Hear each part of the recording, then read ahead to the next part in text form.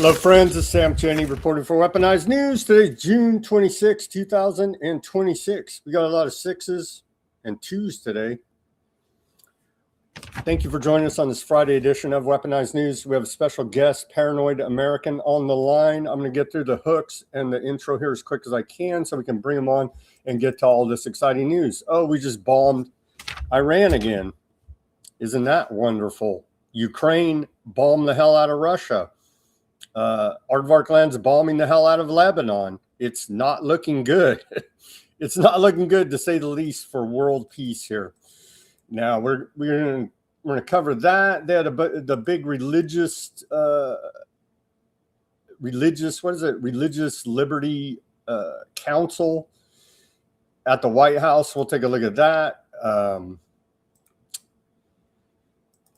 You got Gavin Newsom proposing a new social contract. We'll take a look at that. I don't know how much we can do with the censorship. We're going to take a look at it. What the hell, man? We're going to take a look at this, Epstein stuff, MK Ultra, Adrenochrome, all of that. Wonderful topics to take a look at with Paranoid American. Little geopolitical news. Like I said, they're bombing the hell out of Russia, and of course Russia's going to respond, so that things are only escalating there. The body count in the Venezuelan earthquake is increasing. They're saying over 50,000 Venezuelans are missing due to that 2 giant earthquakes that hit them yesterday. Quite horrific there. We'll take a look at all of that and much more on this Friday edition of Weaponized News, as I see some people coming online now slowly. Thank you for joining us. All right, let me blast through this day in history. On this day of June 26th, we go back to the year 1284, and this is a crazy one. According to the Lüneburg manuscript, a piper leads 30 children of Hamelin away, a la the Pied Piper, maybe something like that. 1807, on this day, lightning hits gunpowder warehouse in Luxembourg. 230 people die. On this day, 1848, we saw the first pure food law enacted in the United States. Now it's national security. You have to drink glyphosate. On this day in 1894, Carl Benz of Germany receives a U.S. patent for his gasoline-powered automobile. 1915, on this day, Germany suppresses Vorwärts newspaper after it called for peace. So that's the greatest sin you can commit to these warmongering maniacs, is to call for peace. And we saw much censorship here in the United States during World War I as well. On this day in 1924, after 8 years of occupation, U.S. troops leave Dominican Republic. That was good of us to go ahead and leave after all those years of occupation. On this day in 1934, we saw then President Franklin Delano Roosevelt signs the Federal Credit Union Act into law, establishing credit unions. And so pull your money out of the big banks and put it in your local credit union, and then find other ways to work around this corrupt financial system. On this day in 1940, we saw the USSR, the Soviet Union, end its experimental calendar and go back to the Gregorian calendar tomorrow on June 27th. I don't even know what kind of crazy calendar they had, but maybe that's worth a look at. The old Soviet Union calendar. On this day in 1945, the United Nations Charter is signed by 50 nations in San Francisco, and they don't do a whole hell of a lot to bring about world peace as we were promised. They're out of the United Nations. Condemning report after condemning report after condemning report against Aardvarkland genocide, and we don't get much action. There is no enforcement mechanism behind the United Nations that they're politically willing to actually do here now to stop genocide.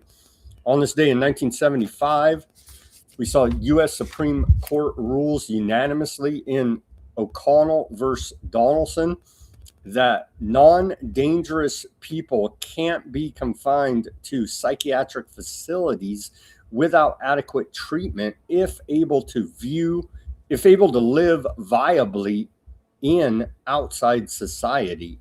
And who makes that determination? On this day in 1993, and we do have some George Bush clips here to go over with Paranoid American. Everybody loves George Bush, right? Sure they do. Well, they love George Bush Jr., all the Democrats. They all had a big celebration at the Obama Library Center opening. So now, for all the war crimes, all the mass murder, George W. Bush has been forgiven by the Democrats, apparently. I know having a memory is a conspiracy theory, but man, you would think they could remember even, 15 years ago? I don't know, 20 years ago, I guess now. And then, let's see, on this day in our civil liberties history, I was going to keep it short here. We'll just do one. On this day in our civil liberties history, in the year 2007, we saw the full CIA Family Jewels report released. The so-called Family Jewels, an internal report on CIA misdeeds. The Central Intelligence Agency Director, James R. Schlesinger, had ordered, compiled on May 7th, 1973, was released on this day. The documents in the Family Jewels report confirm CIA misdeeds that had been known or rumored about for many years. The New York Times exposed CIA spying on Americans on December 23rd, 1974, and the resulting public uproar led to the Senate Church Committee hearings in the Senate and the Pike Committee hearings in the House. And they also uncovered a bunch about MK Ultra we'll talk about. But I don't believe we have ever seen publicly the Pike Committee results, actually.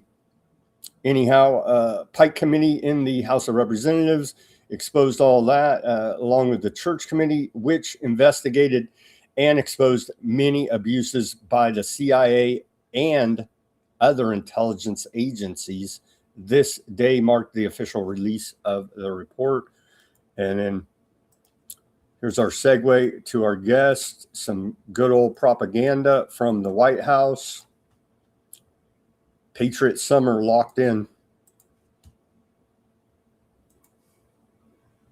This exceptional nation was forged and won by some of the bravest, toughest, strongest, most extraordinary people ever to stride the earth.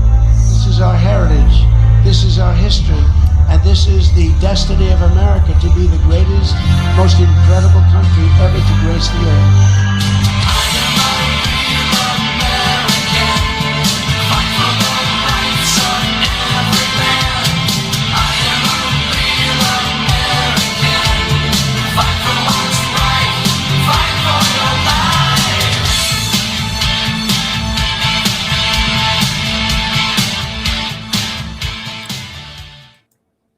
It's exciting, huh? Hell yeah, America. Our guest now is a veteran, so he has I'm sure how the veterans always have a great take on America. Former veteran, U.S. Air Force, and he worked at Disney Animation and MTV Adult Studio. Paranoid American. How you doing? It worked. The propaganda worked. I didn't even own a flag. It just popped out of nowhere, and I started waving it. I don't even know how that happened. A flag just manifests. Get this out of here. I honestly didn't even know where that came from. Well, wave it again, because we just it was announced by U.S. Central Command we just bombed Iran again. So there you go. I mean, here's to turning things around, right? It's all got to start somewhere. I hope the omelet that we're making is going to be a tasty omelet. U.S. strikes Iran in response to attack on commercial vessel. U.S. Central Command reports.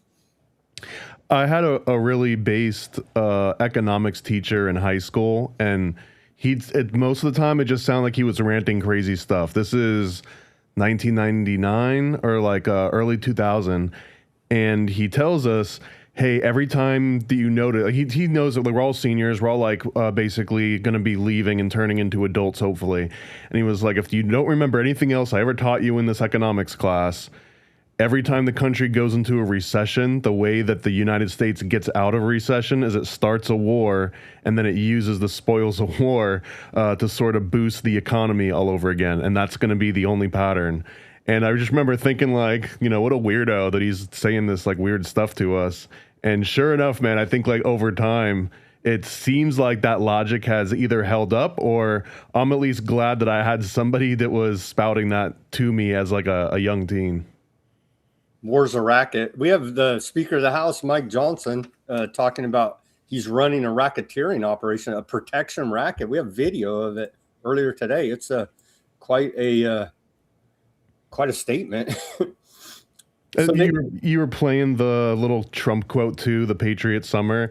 And whenever he's like, oh, this is beautiful, people have fought to get here. My favorite Donald Trump quote is, what, you think we don't have killers? Everyone's got killers. You think we're so innocent? Like, that was sort of the very first quote that I think that made a lot of sense before it started turning into, I guess, the Patriot Parade. Our Secretary of War, Pete Hegseth, says we negotiate with bombs. So essentially our foreign policy is to bomb you. I mean, fair point. We probably have enough of them. We need to start getting rid of them. It's like when you find the old yogurt in the back of the fridge and you're like, oof, we got to use this one now. Otherwise it was a waste of money. We are using up old stockpiles and selling them. And now, I don't know, they're saying we could be coming up short. Let's hear Trump now. They had the big religion. And the funny thing about this whole thing is they had the Religious Liberty Council, because they're going after religiously oppressed peoples here in America. And Zionists on this council kicked off a Catholic lady because she's against genocide. Here's Trump earlier today, where he says, to be a great nation, you have to have religion and you have to have God in your nation. Let's watch this short clip. And then my question is, what God are they talking about? I don't think it's the Jesus of Nazareth God that most people think. And I'm especially pleased to say that, likewise, religion is back in our country, bigger and stronger than it has been in many, many years. Been reading all of those reports. Religion's really, it's going up. If that were stuck, we'd be very, very rich, all of us. It's been great to watch. And as I've said before, to be a great nation, you have to have religion and you have to have God in your nation. If you don't have that, it just doesn't seem to work out, does it? And we have it. We have religion and we have God now. Remember when I first started, 2016, they wanted to take the Christmas out of Christmas. Remember that? We ended that little drive, but we ended a lot of other drives too. From the very beginning of our country, American greatness has been forged by people of faith, and the very first settlers who set foot upon this new world at Jamestown got off their ship, raised up a cross, and bowed down to the Lord in prayer. I'm curious, do you consider Trump a religious man? I consider him a dark occultist, yeah. Because I guess ever since he came on to the sphere outside of The Apprentice and Home Alone, right, but into the political sphere, I don't know if I've ever bought that he was religious at all. And even when he talks about it, like in that clip he just played, it's more about like, this is what they tell me. We've done the research and I've got the report right here. And the report clearly says that you need God and you need religion in order for you to succeed. But he never really has like a personal take on it. It's not a criticism, but it's just that a lot of people will hear him say something like that and then conflate and be like, oh, he's such a strong Christian or he's so pro-Christian. But really, I think he's just describing the same way that a mechanic would be like, yeah, you want to put some synthetic oil in that engine. It's kind of the relationship I feel he has with religion, is like a mechanic telling you to like change your blinker fluid. He says it's, he said right there, it's like stock going up. We'd all be rich. Oh, man. Here's Dr. Phil at the White House at that same religious liberty conference that they banned the Catholic lady from. Dr. Phil had some words about the psychology of being oppressed for your religion here in America. On the commission, and what stuck out at me, for me, is how many Americans showed up saying that they were persecuted in healthcare, military, education, different walks of life for living their faith and standing up for their faith. It's not just the liberty to choose which house of worship they want. I wonder how much of absolutionists any of them are. Like if we were to take the satanic temple approach and someone's like, what was that? All religion? Any religion? You know what I mean? Versus a certain list of pre-approved religions, right? Because I guess you could play this for the same crowd in Minnesota, and I'm not sure if the majority of Minnesota, like the, Mogadishu essentially, would also agree that this is like being applied the same across the board. But they're not specifically singling out what the specific religions are that should be more protected than others, I guess. Well, I could tell you it's Aardvarkism and Christian Zionism, and everybody else can burn in hell. Are there any specific denomination? This is greenfield to me a little bit. So if you say Christian Zionism, are there like top 3 denominations that give you away that you're probably a Christian? Like, what's the Jeff Foxworthy? Like, you might be a Christian Zionist if it's the what the hell is the guy's name? John Hagee. There's a bunch of them though.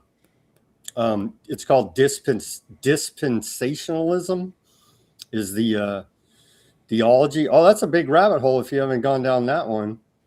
Well, my understanding is that you can be Zionist and non-religious, or you can be religious, and that there's it's more of like a political stance, and it's more of like a geographical, that you want the country of Jerusalem or of Israel and, in that specific area to exist, regardless of your outlooks on religion or whether or not you even believe in God. No, there's a whole conspiracy prophecy going on in the background that they believe by fulfilling it, building the third temple, Solomon's third temple, they believe by fulfilling that prophecy that's made up through the Schofield Bible, that they're going to bring about the Aardvarks believe they're going to bring about their Messiah, and these Christian evangelical Christian Zionists believe they're going to, by going about doing this, standing down, basically praising everything they do, they're going to bring about the return of Jesus Christ. I mean, who doesn't want Jesus back? I don't. According to them, they're literally praying for Armageddon and the end of the world. Well, I wonder, you mentioned Bush in the lead up to this, and the Bush family, and I can't get out of my head that Bush Sr.'s nickname was Magog in Skull and Bones. And Magog is technically 1,000 years after Armageddon. So if you get into like the little season and post-millennial stuff, that takes on a completely different tone as well, because in that case, they're not necessarily trying to bring on Armageddon. They're trying to bring on the battle of Gog and Magog. That's what they believe in, but they're trying to engineer it to also fit the genocides they're carrying out as well. I mean, couldn't this just be an evolution of what people used to consider as Blue Beam? Like, Blue Beam was going to be a fun laser show in the sky where you get to see holographic Jesus and holographic aliens and fireworks and like fun things, and then something bad happens. But they're going to portray it to believers as being real. So I don't know how fun that would be if you really believe the aliens are coming, or your Messiah, whoever that may be, right? So they're would portray it to the believers as being real. Oh, 100. Yeah. I mean, fun in that. It'll be fun for you and I because we're skeptics, right? We're skeptics of this stuff, but for the large majority out there, they really believe it because they've been programmed, mind controlled to be looking for this event. Oh, I think that's part of what Trump was even saying in that quote about, like, you need this to work in any society, in any like successful country. I think that's true. I think that a long time ago, a lot of people in power realized, like, oh, this is this like pre-existing system that helps people, or at least it occupies them. I'll say that better than help. It's going to It gives occupy you your hope. time. It gives you hope. Yeah. Yeah, what's the experiment where they try and drown rats, and then if you save a rat right before it drowns, then it'll hold on just a little bit longer, and if you keep doing that, they were able to like they started out giving up in like 7 minutes in, and then they found rats that would stay afloat for like 24 hours or 30 hours or something. That's probably what it is. It's about like how much can we milk you for before you give up and you turn it in, right? Like if we give you a little bit of hope, a little bit of extra bump here and there. Yeah, I'd call it throwing red meat to the base. But yeah, they have to give you some kind of hope, or they know that they piss the people off bad enough, torches and pitchforks will be outside their door. And so they got to throw you a little bit of hopium, a little bit of red meat every now and again. Who doesn't like hopium though? I mean, right? It's good. It only sucks after you realize, like, wait a minute, what did you just give me? Here's Trump saying that he'd be the greatest communist in history earlier today. Communism is very easy to sell. It destroys everything, but it's very easy. I'll be honest, I think I'd be the greatest communist in history. I'd give free rent. Ladies and gentlemen, from now on, you don't have to pay any rent. From now on, anybody wants a house, don't worry about it. Just pick the house you want. I can just hear dads and grandpas across the country just like reveling in that and repeating that. That's the kind of thing when I go and see my parents. It's the kind of thing that I hear like, oh, did you hear? Oh, what a funny guy. What a great guy. He would have been the best stand-up. Here's Christian Zionist Speaker of the House, Mike Johnson. See, the problem is the Zionists owe their allegiance to Aardvark land, not America. They have dual allegiances, and that's the crux of the problem here. We can't have dual allegiances with any other country because then your allegiance to this country comes into question. Here's Christian Zionist Speaker of the House, Mike Johnson, essentially admitting that he's a racketeer because the government is an organized crime syndicate. And here's your Speaker of the House admitting that he's a racketeer running a protection racket. Say, I am on the ballot, because in a real sense he is. If we were to lose the midterms, heaven forbid, these Democrats, y'all, impeachment's not even the big concern. They will turn every committee of Congress into an investigative body, and they'll go after the president's family, the cabinet, his donors and friends. Half of you in this room will be targeted. I run the protection program. I'll take care of you, okay? We're going to win. We're going to win the midterm, okay? All right? Dude. I mean, I feel like this is also a little bit of the frog boiling. Like maybe now as frogs in the boiling pot of water, somebody was like, hey, it's getting a little bit warm in here, right? Like I almost feel, and what they're doing too is I think that there's a little bit more and more being candid about exactly what's happening. Again, that isn't the apocalypse lifting the veil? Isn't that what it means in Greek, I believe? The apocalypse just means lifting the veil. Do you think Trump is the one that's going to get credit? I almost feel that he would brag about being the one that ushered in the apocalypse, right? Because it would take somebody important in order to even be that catalyst. So I don't like saying that. I don't necessarily think that would be a deterrent for Trump personally. If you were like, hey, sir, people think that you're ushering in the apocalypse, that's almost like, wow, they think that much of me. Okay, so the social contract, Gavin Newsom's campaigning on a new social contract. And I was like, what is the old social contract? I never signed a damn contract with the government. Kidding me? The social contract is a foundational concept in political philosophy that explains the legitimacy of government, the origins of society, and the relationship between individuals and the state. It presupposes that people originally exist in a state of nature, a pre-political condition, and voluntarily enter into an implicit or explicit agreement or, quote, contract to form society and establish authority. Did you sign a social contract? I never did.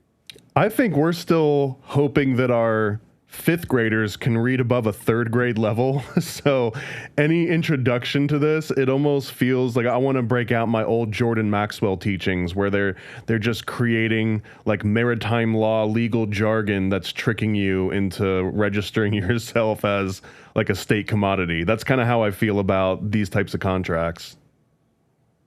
It says, in exchange for certain rights or freedoms surrendered or regulated, individuals gain the benefits of organized social life, such as security, justice, and cooperation.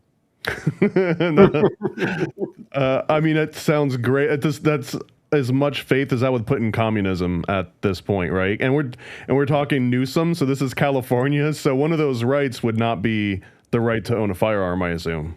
I'm in California. I've lived here my whole life, and Gavin Newsom is he's going to be, by all appearances, the Democrat nominee here for president 2028. And this guy's so damn, well, they're all corrupt, but he's a special breed of corruption here out of California. Let's take a listen to him. He's going after the billionaires now and proposing a new social contract. I never signed the first one, but we're already on to the next one. Let's hear from Gavin Newsom out of California. It's time for a national billionaires tax and a new social contract. Think about this. Just 10% of people in this country own 2/3 of the wealth. A 30-year-old, for the first time in American history, is not doing better than his or her parents. That's a 5-alarm fire. American wages have stood still, and the costs across the spectrum, cost of living, have skyrocketed. The system is fundamentally broken. The federal tax code, the corporate tax code, and the inheritance tax code seem to be written for a different set of Americans. It's time for an economic reset, a true minimum tax on billionaires that, well, ensures the people at the very top pay at least the tax rate their own workers pay. We also should end this tax-free lifestyle loan. This is the gimmick that allows the ultra-wealthy to borrow against their stock portfolios while reporting no taxable income. We also have to rewrite those inheritance rules so that the largest intergenerational wealth transfer in human history, estimated by, well, be $124 trillion that will be changing hands, doesn't lock in a permanent American aristocracy of inherited wealth. Time as well to return to the pre-2017 corporate tax rates, and time to close those offshore loopholes once and for all. And as AI reshapes the country, every American should own a piece of the future it builds through a national public equity fund. Trickle-down economics, it's been a, well, nearly 50-year experiment that has failed. Record corporate profits flowed into stock buybacks and executive compensation. It's time to stop pretending otherwise. We're nearing the 250th anniversary of this country's revolution. The system the American founders built, well, was designed to prevent the concentration of power in a few hands. But we've allowed that concentration to happen anyway, slowly and in plain sight over the course of decades and decades. But we can reverse it. We can reverse it together. It's time to democratize the American economy to save our democracy. Got my vote, man. We're going to save democracy. Vote for Gavin Greasy Newsom, American California psycho. If this were a show, and I think it is, and I was in charge, I would have recast whoever they cast to play that guy's role. Like he hadn't studied the lines. He wasn't really delivering it with the same gumption that I would expect for someone that you just said is going to be a presidential candidate. And honestly, it's a little bit rich coming from someone that's in charge of a state in the shape that it is. Although I don't know if I can pick out a state in the country that's like, and here's how you operate. Here's how the government works, because none of them really work, right? He's talking to an economically illiterate audience. To start off, Congress sets fiscal policy in this country, so you need to talk to Congress about changing the tax code. And he never gets to the real fundamental problem is the private central bank, the Federal Reserve, that sets monetary policy in this country.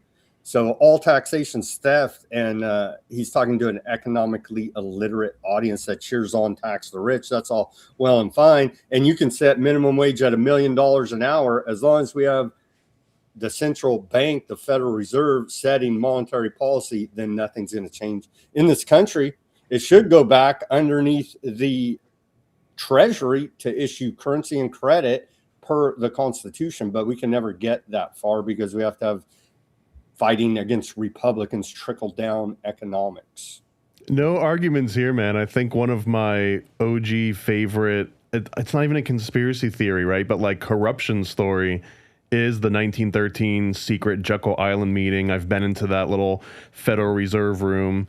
And when like that clip you just played with Newsom talking about policies that we need to change, what we're fighting is something that was enacted over a century ago, and we're seeing the ramifications of it. So anyone that's like, hey, we just do this one quick thing, you know, you kind of like put a little bit of Windex on it and wipe it off, and bing, bang, boom, and like you're all good to go. It's almost like if we wanted to start corrective action, you have to bring up 1913 and you have to say, all right, well, it took 100 years to get here. It's kind of the equivalent of like a weight loss product, right? Like they're selling like a peptide essentially, when maybe the real solution is like a complete rehaul of your entire lifestyle. Instead of taking synthetic Gila monster venom that you can buy for $50 off at trumprx.gov, yeah, how about stop shoving food in your face? That could work as well. Do they have a butterbeer flavored peptide, I wonder? The Harry Potter one, right? It's fun, and it's got like little branding and stuff. We have no long-term safety data on all these people hopped up on Ozempic, so who knows what is even going to happen to them. Many reports of all kind of horrific side effects. But yeah, you talked about what the 2017 something tax. I was like, yeah, whatever, dude. You know what I mean? Like you said, we got to go back to the core root of the problem. We didn't have income tax. We didn't have individual income tax. We did not have a private central bank issuing currency and credit before 1913, before they rigged up the Federal Reserve Act. So if he was serious, then anybody in the position of that has authority of the president, like I keep saying, if Trump was really Mr. America, reform the system, drain the swamp, all that BS, first thing he would do when he took office is take the U.S. Marshals, a bunch of big men with big guns, down to the heads of all these big banks, JP Morgan, Citi, Bank of America, Wells Fargo, and the Federal Reserve, and arrest all their asses right now. The first thing you do. But obviously that didn't happen. It's not going to happen because they're all part of this same corrupt system. Right, and then he'd walk on water, and then he'd turn water into wine, and then he'd feed the masses, and yeah, all of those things. He would have done all of those things if it weren't for just a few pesky little problems. For example, that he's really a Clintonian Democrat, and he's essentially the true apprentice of Roy Cohn, which just makes him like an older generation Jeffrey Epstein, or I guess more accurately, the guy that purchased the old Jeffrey Epstein Black Book. That's kind of how I always envisioned his relationship with Roy Cohn. What was he doing there in New York? He had a bunch of hotels, perfect setups for all these sting operations to blackmail people. And I mean, he knows the players, right? Like he has little jabs at them. So not only are they acquaintances, but they're acquaintances in which he knows all their dirty little secrets. And the fact that he's got these little nicknames for everyone, some of them I feel like they're probably based on some deep blackmail, not something that's, you know, exoteric to the rest of the people. Like he's probably doing some sick deep cuts that most people don't even realize. Like we're in the envelopes, right? That's one of my favorite questions. Well, we're in the envelopes. Yeah. Whose funeral was that? That was that Daddy Bush's funeral? I think it was. I think it was at Daddy Bush's funeral, and most people can remember that the mysterious envelopes that got handed to Obama, to the Clintons, and they're looking at it shocked when they open it, right? It's basically, I think it's their safe word. So he knows everybody's safe word, which means that you know a lot more than that. That means you're a high-level MK Ultra programmer. What do you think about that? Are these people? I think a lot of these people are MK Ultra victims and abusers. I Bill agree with Clinton. that. Bill Clinton comes to mind right off the top of the head. High level president for 8 years here in this country, and it looks like he's MK Ultra out of his mind. I remember some real old like pre 9/11 conspiracy videos. I think some of them might have been related to Waco. I believe there was like a whole bunch of like be critical of American government videos that came out right after Waco and then a little bit after Oklahoma City. Ruby Ridge too, yeah. Ruby Ridge was maybe to a lesser degree, but like that was like the one of the major catalysts, and then it rolls into Waco and that rolls into Oklahoma. And I think that even McVeigh was one of those guys that was like putting out pamphlets. But anyways, one of those angles is essentially that the government is doing this intentionally, but also there's versions in that video of Bill Clinton where he kind of like phases out. He goes into almost like a trance, and they're asking him like, "Hey, do you want to record more of these promos?" He's like, "We could do this all day," and he just he's sitting in the makeup chair getting ready to go on television. You know the clip that I'm talking about. That's one of my favorite versions of this. But I also think that there's different levels of being like MK Ultra programmed, right? So there's the version where you personally sit down in the chair and they program you. This would be the equivalent of when the military was doing like DDT testing or something, and they would like give it to a specific person. But then there's also the version where they're like, hey, let's just spray a few metric tons or gallons of this over this city and just see what happens. So I think when someone's like, oh, MK Ultra, they might conjure up in their mind that you're getting kidnapped and they bring you to an underground lair under the Denver International Airport, and there's like Freemasons guarding the door and like all like this huge ritual, and that you have to be singled out and special. But really it's like, hey, a car might have driven by and aerosoled a psychedelic into your breathing, and now all of a sudden you are also an MK Ultra victim. Yeah, we'll get to. We got a lot about MK Ultra. Let's get to this one. Hey, what about 9/11? This plane just hit a tall building there in China, and nothing. It didn't collapse at near free fall speed like Building 7. Shocking. I hope it doesn't. You know what? Because I kind of like that. New York has something so unique about it that it's almost like being on a ley line where it defies physics and defies any sort of known science. Like where else but New York could something that defies physics happen in such a natural way and everyone accepts it? So I hope another building doesn't fall into its own footprint in free fall, because that would take a little bit of what makes America special now. Let's watch a short report about a small plane hits Beijing's tallest tower. This was last 24 hours. According to initial reports, the aircraft struck the CITIC Tower in Beijing's Guimao district, slamming into the iconic skyscraper that dominates the city's central business area.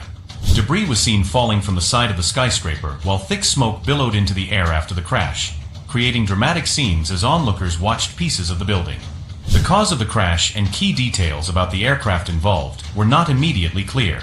Authorities have yet to release any firm information on the extent of casualties, so it remains unknown how many people on board or inside the building may have been killed or injured in the incident. Moments after the impact, Beijing police moved quickly to close several roads leading to the tower, sealing off the area both to protect the public and to give emergency crews room to work. Reports from the scene noted that at least one large glass panel on a high floor along the tower side appeared to be missing. Officers were reportedly seen stopping bystanders from taking photos and videos and ushering them away from the site. Yeah, I mean, they were missing a few things. A plane hit that building and a window fell out. Over here in America. The whole damn complex collapsed. Well, they were missing 3 key ingredients, and I think it was terrorists. It was freaking terrorists. I'm gonna tell you, China. It was damn Al-Qaeda terrorists. It was Iran that did it. I'm telling you, Iran attacked you, China. Their terrorists apparently don't have nanothermite like ours do. And that secret team of art students, right? Oh man. Oh man! So what about 9/11? Are we ever going to get any justice on 9/11?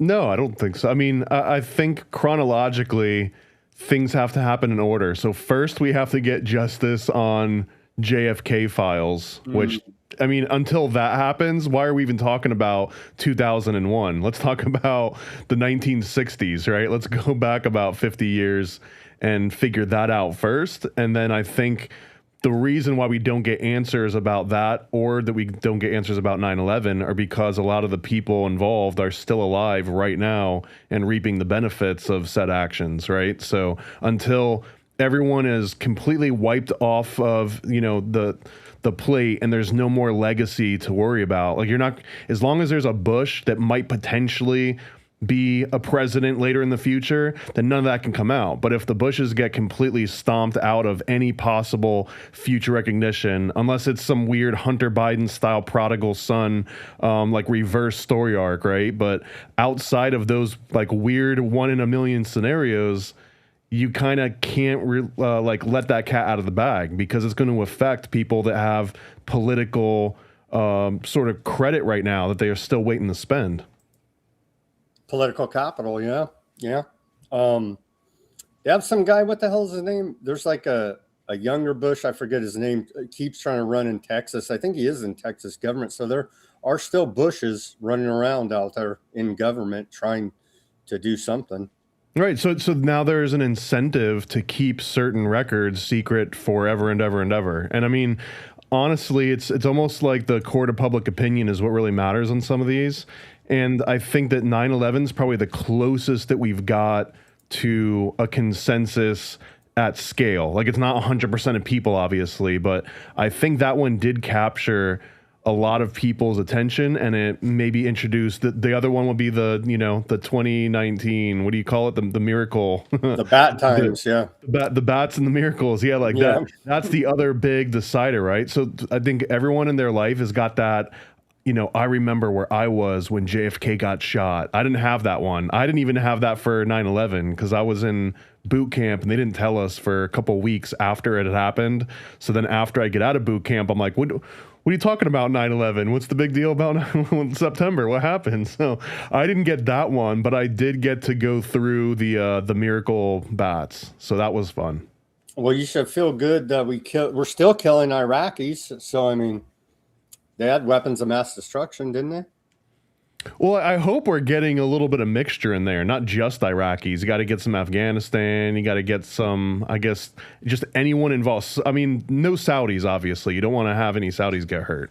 And in fact, speaking of Trump, yeah, like Trump is, one of his quotes was when they found out that MBS was killing off his old reporters or whatever, and they were in the middle of like $150 billion weapons deal, and everyone on both, it's like the first thing that both sides of the aisle agreed on. They were like, yeah, this guy took out his own reporter, we shouldn't be doing business with him. And he's like, I'm not gonna forfeit the economy of our country just because a bad guy did a bad thing. He's like, let's sell him some stuff.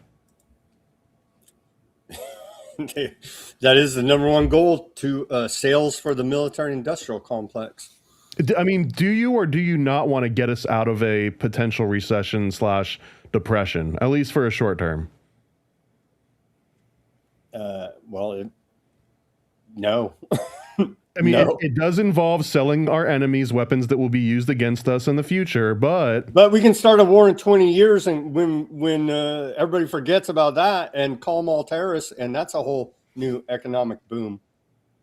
I guess it's kind of like giving your little brother your hand-me-down like boxing gloves, and you just hope that he doesn't beat you up with them one day. How much did we left? Like $80 billion worth of military equipment in Afghanistan, right? Something like this. So it's almost time to circle back and, I don't know, call this damn terrorist Taliban terrorist again, right? Somebody's hiding there. But what is money, though, when you literally can print out pallets of, greenbacks and just send them anywhere in the world and not even necessarily have to trace them? Like, what's even the concept of money at that point? And especially if you realize that whatever inflation that might have caused it's going to take at least 5 to 10 years for all those dollar bills to work their way through all various systems and actually have like a material impact. And in that case, that's going to be someone else's problem to deal with. And that's kind of the infinite formula, right? Like you can do things that are going to affect people in 10 years and not have to worry about the fallout. And that's also, I think, why like the parties shift around, where you're saying like, oh, I guess, you know, the left is good with the Bushes now. Well, yeah, that's because it's essentially the same policies, and they're. I don't know about the paying it left, but the forward. Democrats are good with them now. Yeah, fair, it's a fair delineation. Yeah. Well, they've weaponized the dollar as the world's reserve currency. Okay, let's go into a little bit of police state. What do you police state news here? What do you make of martial law at the reflecting pool? They put up fences, the National Guard's patrolling it, helicopter patrols, and AI guard tower surveillance setups over there as well. I think that the strongest weapon that we have to fight the government is I mean, aside from, you know, Second Amendment, obviously, but the next one is ridicule. And I think that all the people that were taking photos of the new pool that had just been relined and all this treatment, they spent all this money. I think the fact that people were taking images of how botched of a job it is, when this is supposed to be what, you know, Trump's background is, being able to contract people and get jobs done ahead of schedule and under budget and all that. And the fact that it didn't go so great, I think that hurts more than anything. Like, he wants to remove this as a blemish. So maybe they're gonna have. I could imagine Trump having like SEAL Team 6 members like covertly going into the bottom of this pool and patching it up in the middle of the night just so no one can see him.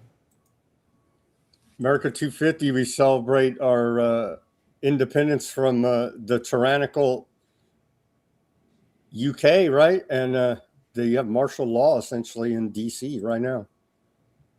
I mean, but is DC really part of the United States? It's a weird thing, right? It's a district, and it's its own district, essentially. I don't know how much you get into like the whole ley line, like a cult founding aspect too, but it really does feel like it's in its own little world. Didn't they? The geography is a pentagram, right?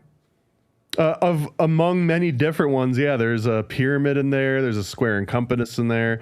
Depending on how hard you squint your eyes, you can see an owl in there. Those are some of the ones that really got me into caring about DC to begin with, to be honest. There's a documentary called I want to say DC Sorcery out there. That's some Christian group did, and they go through and break it all down. Yeah, it's very occult architecture and geography there in Washington, D.C. There's another great series called Riddles in Stone, I think, like a 3-part series. Yeah, I've seen that one. That's a good one, too. So we're draining the swamp here. We're draining the swamp. Oh, I forgot to ask you, are you paranoid if they're really out to get you? Yeah, I mean, one of my other favorite quotes is total paranoia is total consciousness. So we are draining the swamp here. Ex-Trump advisor John Bolton. Oh, it's his ex-advisor. John Bolton pleads guilty to mishandling classified information. Bolton served as both the White House National Security Advisor during Trump's first term. And so we still have to wait for sentencing. I don't think he's going to get any prison time. He pled guilty, and he faces a prison sentence of up to 60 months and has agreed to pay $2.25 million in fines. And his sentencing is set for October 28th. So we're draining the swamp. All the corruption's gone. We got mustache warmonger John Bolton, and we bombed Iran today. America 250. And I think he actually has to pay his bail in Melania coin. The Trumps rugged all of their crypto investors. We covered that. We covered that here. Report out of the Clash report. This is a crazy one out of the UK. They're cranking up the hardcore tyranny there. It feels like we feel it there. We see it there first, and it's coming here next. UK tried to build person of interest crime prediction machine. It was not accurate. British police and local authorities quietly abandoned a sprawling artificial intelligence network designed to predict crime after internal staff and independent auditors found the risk scoring algorithms produced highly untrustworthy and inaccurate results. But they want to do that here, and it kind of feels like they have pre-crime systems, but they, according to this report out of UK, it's not so accurate. Because they don't have the precogs yet. You have to have the precog with the neural link so that you have a human component that has some sort of morality or ethics where the computer doesn't. So and I think that might have been the hidden ingredient that doesn't get explained in the Minority Report movie, is that, and story by Philip K. Dick, but essentially is that the reason why the precogs are people is because AI had been like legislated out of being able to make all the decisions on its own. You need the human element there, huh? It's more of like a checkbox that you have to mark. It's like, yes, I took the sexual, abuse training or whatever when you join a new job. Safety training, yeah. Here's OSHA. It's essentially OSHA. Some of those old OSHA videos I remember watching are crazy, man. They show like a guy's just working right there and his arm gets chopped off. You're like, what the hell? The guy's just working right there and his arm gets chopped. Like, what? But some of those are crazy, man.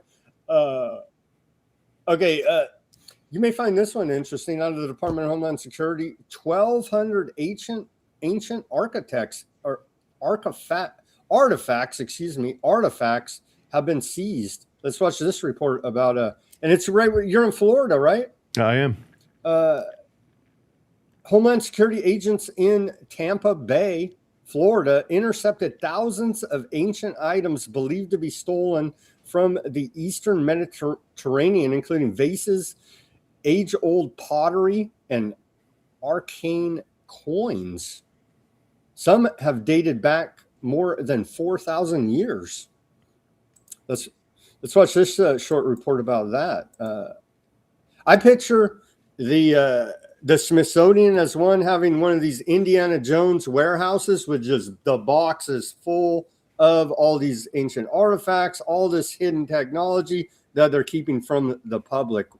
What do you think about that? Do you think such a thing exists? That was the first thing that came to mind too, is like, you're not allowed to just steal a bunch of valuable artifact unless you're the Smithsonian, and then you're allowed to do it. And I think the reason is that they act as almost like a seed bank, except instead of giving you real seeds, they take the real ones and then make you artificial versions, or like the Monsanto modified version, and then make sure that they keep those separated. So the same way that they get old artifacts or old bones, they make sure that they have the real one, and then they'll just give you plasters and they'll make all the artificial ones, so that if you ever do get your hands on it, you'll never have the real thing.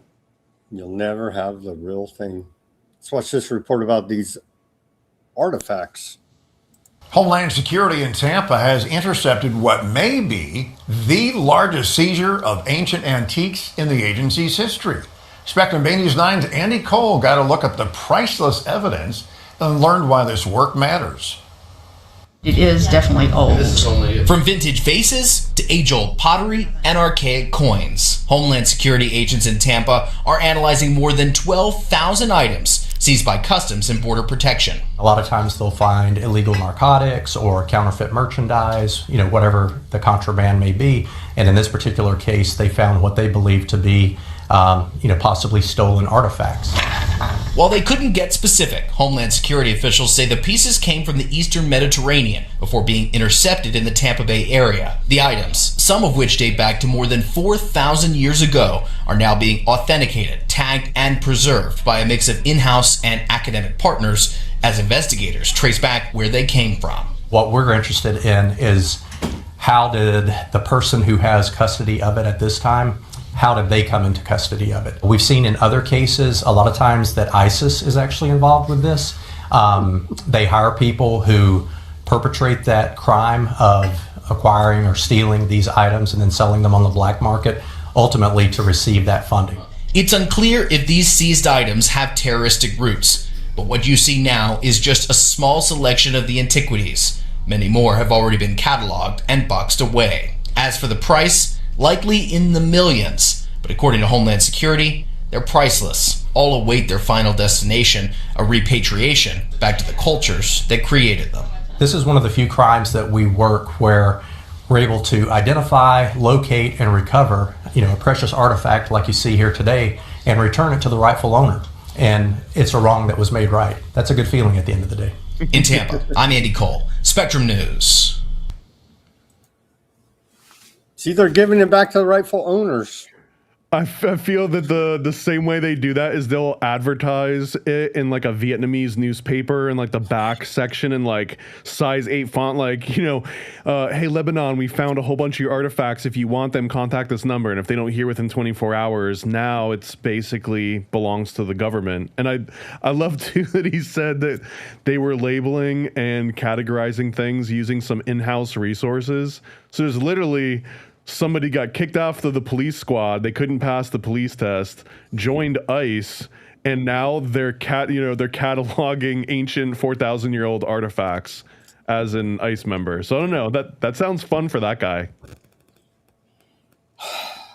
They removed education and age requirements from joining up the Department of Homeland Security. I like how they blamed it on ISIS terrorists. The what you just mentioned there, like they're like relaxing some of the requirements. It's so counterintuitive to everything that you would expect, though. Like as the population size increases, you would think more competition, higher standards, because there's no more people to weed out. But that same exact thing across the board, like even the military now, right? Like in the military, and this is not a criticism towards people that smoke or have tattoos, but those used to be non-negotiable. If you had a visible tattoo on your arm, you could not join the military. If you failed a drug test, you could not join the military. But now, neither of those are necessarily disqualifiers. And again, it's not a criticism. It doesn't mean anything about the character, but it does show that standards are getting lower as opposed to higher despite population increase, which blows my mind a little bit, only if I try and think about it logically. Don't try to thinking about things logically is a conspiracy theory. I kind of agree with that, yeah, because sometimes it's not logic that drives things, it's rhetoric. And if you don't know that, you might be just as dangerous as somebody that does. Good point. Okay, let's move on to the MK Ultra. Oh, we're almost at the top of that. What all do you want to plug? I got your stuff. You got a bunch of websites. The main one is just paranoidamerican.com. I've been publishing comic books about occult research and conspiracy theories since like 2006, officially 2012. And I started that when I was doing animation at Disney. The whole inspiration for this was essentially I wanted to do what Disney was having me do as my full-time job. I wanted to do that for myself and about topics that I cared about, not Monsters, Inc. and Goofy and whatever other project they had us working on. So I just decided in all my free time and all my extra money that I was saving to just dump it into making comic books about 9/11 and George Bush and Skull and Bones and Jekyll. The very first comic that I ever made actually is called Time Samplers, and it's about two time travelers inspired by Bill and Ted that go back to 1913 Jekyll Island and basically see for themselves exactly where the American conspiracy started. You got a lot of stuff there, all original comic books here. All original, yeah. I've been doing this for almost 15 years now. And I've got, I think, 60 different titles. I think over 2,000 pages across all the different books. The last one that we came out with was Illuminati, like a chick. I don't know if you're familiar with Jack Chick or Chick Tracks, but the Illuminati pamphlet, it's basically a little mini comic that breaks down the entire history of the Bavarian Illuminati, their relationship to Rosicrucians and Jesuits and Freemasons. It exposes the actual Illuminati handshakes and secret rituals that they went into. And that one sold, I think, like 5,000 copies pre-ordered. So it was a huge success. So if you're not familiar with that one, I highly recommend checking that one out. Or basically any kind of concept that's either conspiratorial or occult related. I think I've covered it. We've even there's a children's book there called The Confounding Conspiracy of Chemtrails, which is sort of inspired by Magic School Bus, only if Miss Frizzle taught you about chemtrails. Paranoid American. Let me plug my stuff. Everybody go to weaponizednews.com/shop. Get yourself a holograph sticker there. We got the white background sticker. We got the clear sticker. Weaponizednews.com/shop. We got t-shirts, baseball caps, shot glasses, as this shows known to induce heavy bouts of drinking. Weaponizednews.com/shop. We take donations as well. Buy me a coffee, Bitcoin wallet address, Cash App. All the links are in the description below this video. Become a paid subscriber at Weaponized News Substack. We give away everything free over there on the Substack. Show your support for independent reporting and analysis brought to you 5 days a week, broadcasting live, 5 p.m. Pacific, 8 Eastern time. Weaponized News Substack channel. Become a paid subscriber over there. We're streaming live on Substack. You'll get the full show, a summary of the show, and links to almost everything we talk about. We'll link up Paranoid Americans. Paranoidamerican.com there, so you can link through, or just simply go search him on the X or the internet to find his great work. But we'll also provide the link there, so you can link through and check out his great work. Paranoidamerican.com. Go to weaponizednews.com/shop and patron the store. We do appreciate all of the subscribers, patrons of the store, and donors. And give us that like, share, subscribe, push that notification button. We just went through an hour of hardcore news and analysis without any commercials. I need to change up the commercial. Like most shows are like every 15 minutes or whatever, and reading scripts from freaking to eat Tide Pods or whatever the hell they're trying to sell you, some kind of nutritional supplements. We don't do any of that here at Weaponized News. Pray and fast and subscribe to Weaponized News Substack. And with that, welcome back to the second half of Weaponized News on this Friday, June 26, 2026 edition with Paranoid American. Thank you for joining us. Okay, let's try to do it and see if we can not get censored here. They're bringing up MK Ultra in the Congress. Representative Anna Paulina Luna, I believe she's out of Florida, right? Yeah, Florida's 13th district. There's MK Ultra hearings scheduled for next Tuesday in the Congress. There it is. Task Force on the Declassification of Federal Secrets presents MK Ultra hearing. And you can see right there, next Tuesday, 10 a.m. it begins. What do we make of this? This is great news. So now we actually have some sort of a timetable on how long it takes the government to release information that was previously discovered and accidentally leaked and found. But it's 70 years. So if the government does something bad, then the minimum amount of time it's going to take for any acknowledgement or anyone in Congress to care about it is roughly 70 years. And I realize the church hearings was the original one. I think that was like 1974. So, okay, so maybe it was 20 years between MK Ultra started and the church hearings. And then it took another 50 years in order for anyone to actually care about what they talked about in the church hearings, aside from the heart attack gun that made the round on the news and was probably in like some of your favorite murder dramas or anything, right? But the actual information contained in MK Ultra, no, I guess maybe I'm being optimistic. Maybe still no one really cares about it. There's also the Pike Committee that ran parallel with the Church Committee, and they never made those findings publicly available. So they could just declassify the Pike Committee hearing information, and that would blow everybody's mind. And that was actually the Church and Pike Committee's 1975 Year of Intelligence. My understanding, though, about MK Ultra is that even what we did get recovered through the church hearings, it was essentially a small collection of boxes that were mostly financial documentation. We didn't necessarily have all of the different field reports and all of the actual like victims' names or any of the actual experiment results. A lot of it was just, we paid this guy at this, institution this amount of money to do this study, and you don't get a lot of the details outside of that. So part of me always wonders, were these just the thing, like they knew something was gonna leak at some point, so let's just give them the receipts, but none of the actual content. LSD assassination plots, domestic spying. It just goes on and on.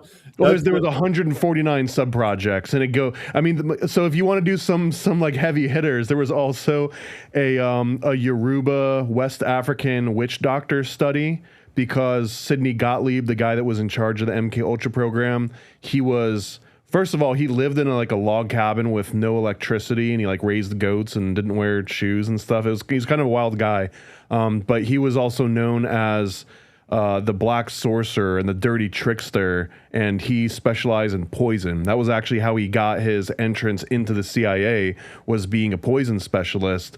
And he had a unique fascination about all sorts of witch doctor and voodoo spells and witchcraft and all the different concoctions that they made.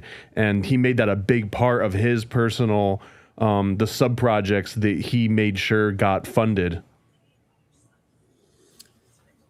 I got this off your X. Let's put this up there. You posted this about the Army PSYOPs manual. Motion pictures most children and a high percentage of adults accept without questions, presumably factual information presented in film. Psychological Operations Manual, Army FM 33-1, page 10-4.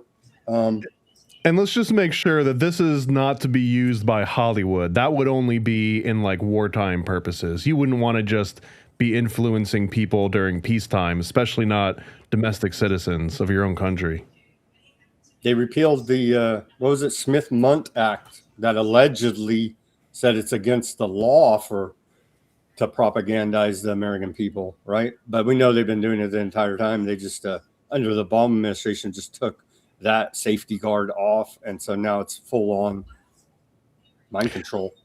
I mean, I think that it's always been the case. It's just a little bit of less red tape, because those types of laws and restrictions, they can be applied selectively, right? Go back, find a movie or an era and didn't have propaganda in film. I mean, one of Disney's first big movies that they worked with the U.S. military on, it was called Victory by Air Power, and it was essentially propaganda films. That was what a lot of Disney's work for the military was in the 1940s and afterwards. That statement brings to mind the whole point of media films is to put your mind in a state of suspended disbelief, and they can insert ideas that way a lot more efficiently than if your guard's up, say, watching television news where you may be skeptical. In a film, your guard is down, and that's where they slip in the subliminal ideas through the back door. So I worked at Disney for 10 years, and because of that, long story short, I ended up doing a podcast called Occult Disney that I've been doing for, I think, 3 or 4 years now. And we basically watch every single full-length theatrical Disney animation that's kind of ever come out. And over time, we've been putting together this sort of theory that I've named the Disney proxy, or maybe I read it somewhere, I don't know.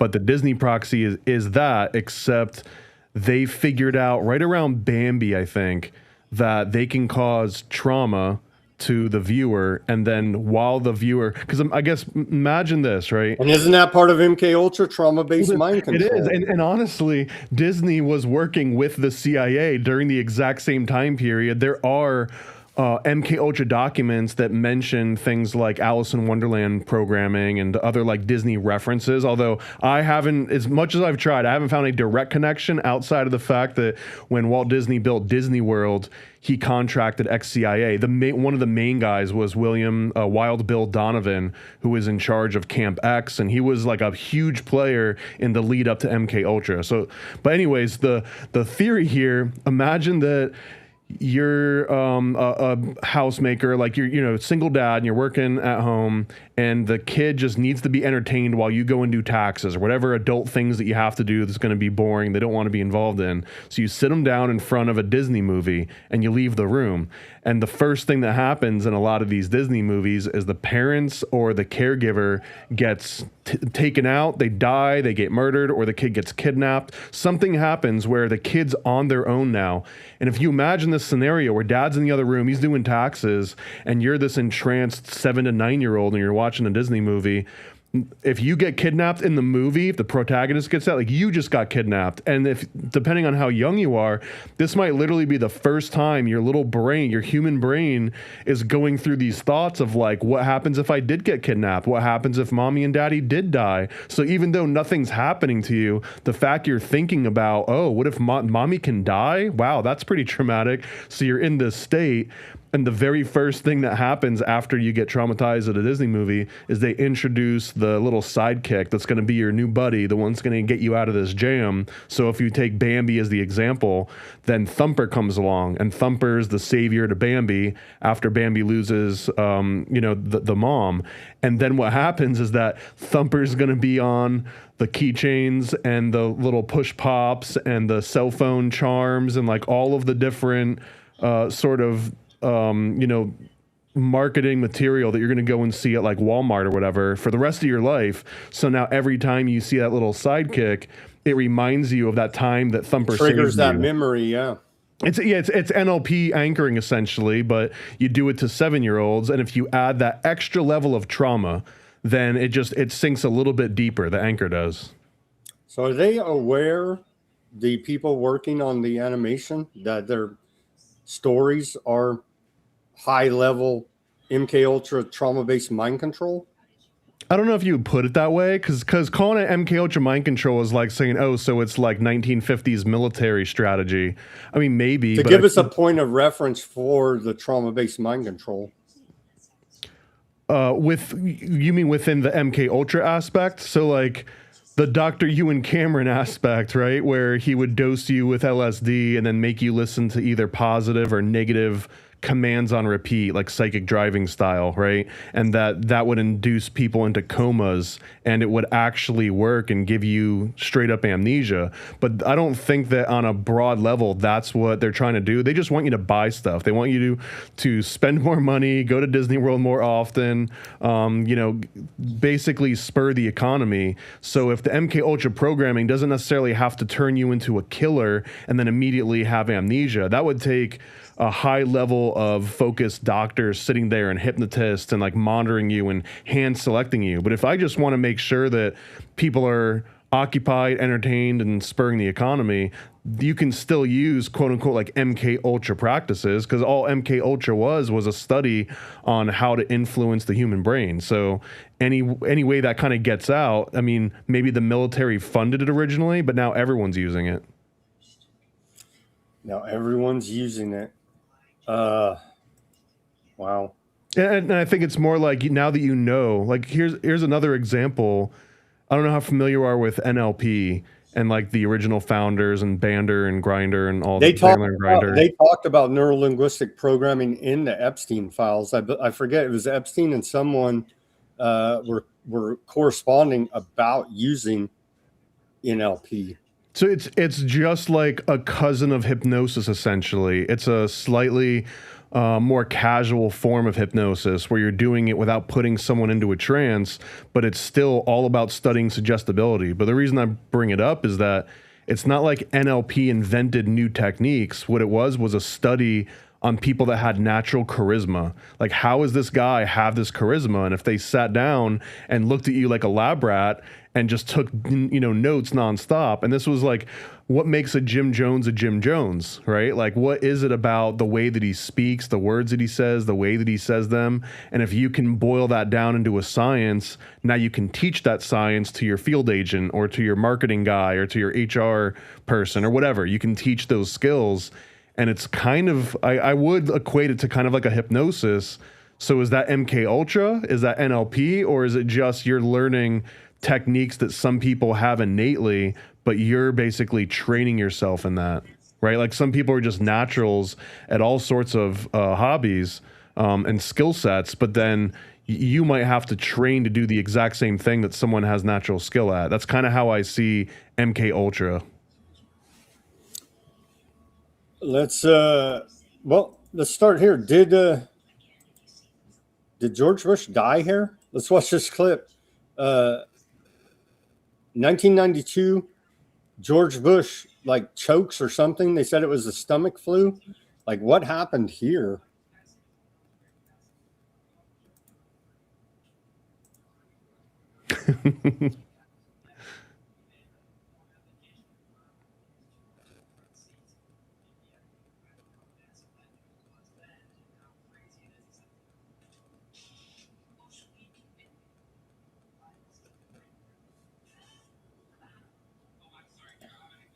I believe that was in Japan. Did George Bush die there? Like, what is going on there? Did you just show a clip from The Naked Gun? I feel like you did. No, that's that's not the Naked Gun. They did. I know The Naked Gun did a spoof on that exact moment, though. Mm. And was that a pig? There was just like a randomly a pig there, right? Okay, yeah, I saw that. What do we make of that? Did he die? Did he die right then? I don't know. It almost it reminds me a little bit of the Hillary Clinton getting dragged into the van. Oh yeah, same kind of thing. Hillary's admitted she has a body double. I don't know. Was that the body double? Was that the real Bush? They admit they have the masks too, right? They had the masks for years. I mean, I would be disappointed if they didn't have body doubles and masks and do all of these sort of spycraft techniques, because otherwise, what are we even doing here? If we don't have the leaders of the best country on the planet in history using every single tool that's been given to us by Jesus Christ himself, then it's almost like spitting in the face of him, no? Agreed. What about this about skull and bones? I got this right from your ex, pineal gland. Okay, this is AI. I'm pretty sure what you're about to show. I just need to disclose that. You think this is AI? Look, it depends on which one you're showing. This one? Yeah. No, 100% AI. We'll skip that one then. That I know because I'm the one that made that one, but it's very convincing. But it was the original clip was George Bush holding up a bag of cocaine, and he said that someone bought this right across the street from the White House this afternoon or whatever. You've probably seen that clip before. So that I did that, but it was about the obscene right, where their skull and bones is rumored to eat a live human pineal gland, or in some versions, it's an adrenal gland, depending on what your source is. And the one where he's drumming on the human skulls, that's AI too. Huh? I'm afraid to say that one's AI too. That's not actual. But the point, but explain the point you're making with that. Well, the point is that they actually do collect skulls. And you said in the post, you said they have to show you revelation of the method frees them from karmic debt. You want to explain that a little bit?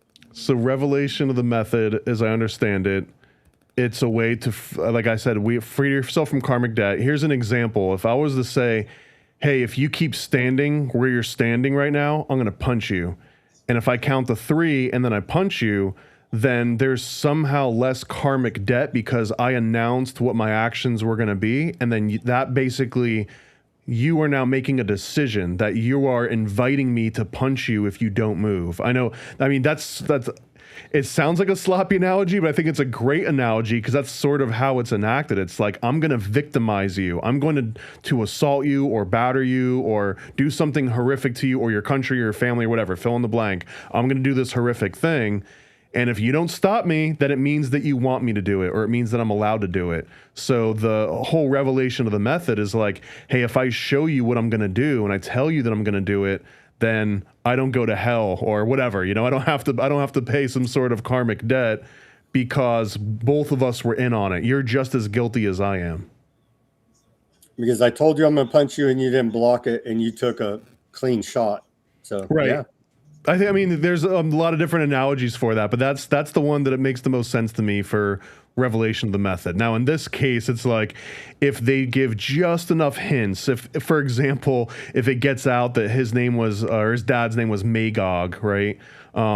Just having that out is enough to be like, well, I left a breadcrumb, and if people don't put together 1 and 1 and find out that 1 and 1 is 2, then technically, like, I did the revelation of the method, so I'm still free of any karmic debt, but you still have to deal with all the ramifications of it for being a rube, essentially. The cremation of care ceremony there at Bohemian Grove.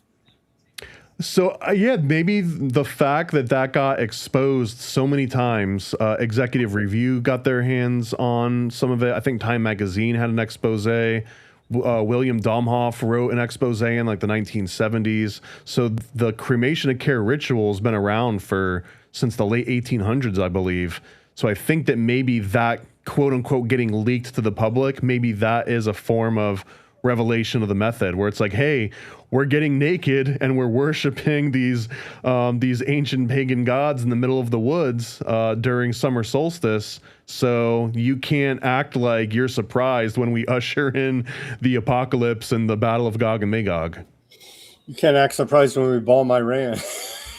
I mean, but seriously, and the whole like Lakeside Talks thing, where they basically probably told them about the war in Iran 4 or 5 years ago. Sure. Okay, one of your comics, I believe, here on your X, Project Monarch. This is some dark stuff, and you say it's based on Fritz Springmeier's and Too Dark for Stranger Things. This is pretty dark. You want to explain this a little bit? This is probably the darkest page in all of the comics that I've made so far. Not dark enough for me. All right, I want darker. I mean, we can go darker. I've got ones that I haven't produced yet, but this one is PG-13 or maybe even just PG. I'm not really. I guess it depends.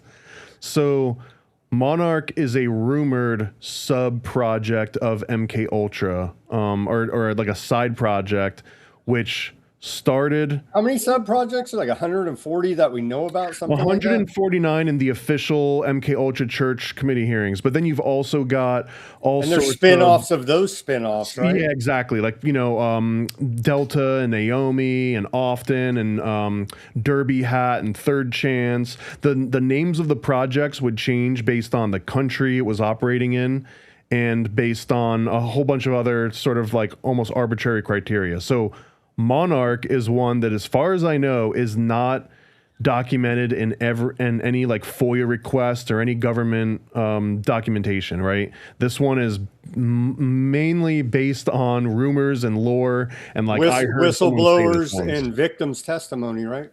Exactly, yeah. Whistleblower and victim testimony. And I think it first started getting brought up in the late 80s or maybe very early 90s. So this page describes what Fritz Springmeier is writing about in his How to Create an Undetectable Illuminati Mind Control Slave. I believe that's the full name of that book. It was him and Cisco Wheeler.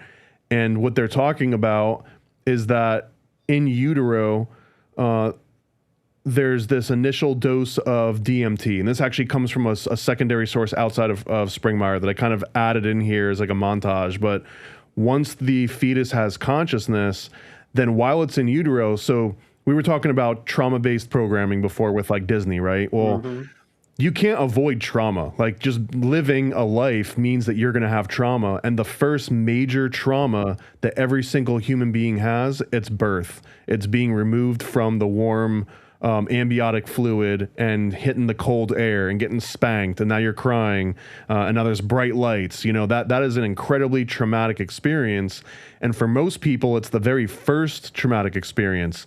But in Project Monarch, since the whole premise is conditioning the human brain to realize that something else is controlling it, you want to remove any sort of agency. So one of those methods is that they actually pierce the they pierce the side of the child with an amniocentesis needle, so that the programmer or this Monarch program, they're the first ones that get to induce that trauma. You don't have to wait for childbirth. And then usually they'll also do like a cesarean section, so they'll deliver early, which again is kind of showing that these programmers or whoever's operating the system have more control over your own birth than nature does, right? So that's sort of the concept, and that the top two aspects of that. The darkest part is that the next step is that after the child is born, it gets nurtured, just so it develops a love and bond connection with its programmer, and then they get put in these electrified cages called the woodpecker grid. Again, this is all from Fritz Springmeier, that are electrocuted at random intervals so that you can't anticipate when it's going to shock you next.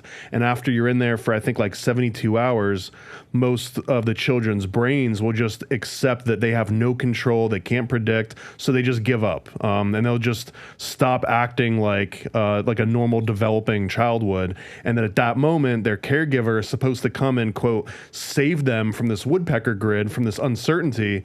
And in that exact moment, the programmer and their caregiver does like the most unspeakable thing that you could imagine happening to a kid, essentially. And what this does is he describes it as forcing the human brain to divide by zero. It takes, here's my savior. Here's the only person that I'm aware of that loves me and cares for me is going to save me. And when they come and save you from this horrible situation, and then they do something even worse than what was previously happening to you, then the human brain is like, okay, I'm ready to split into multiple sections now. And that like isolated, compartmentalized thinking is allegedly where they stick the assassin programming and the sex beta kitten programming and all of that. But it's almost like a formula, like here's how you create that split personality to begin with.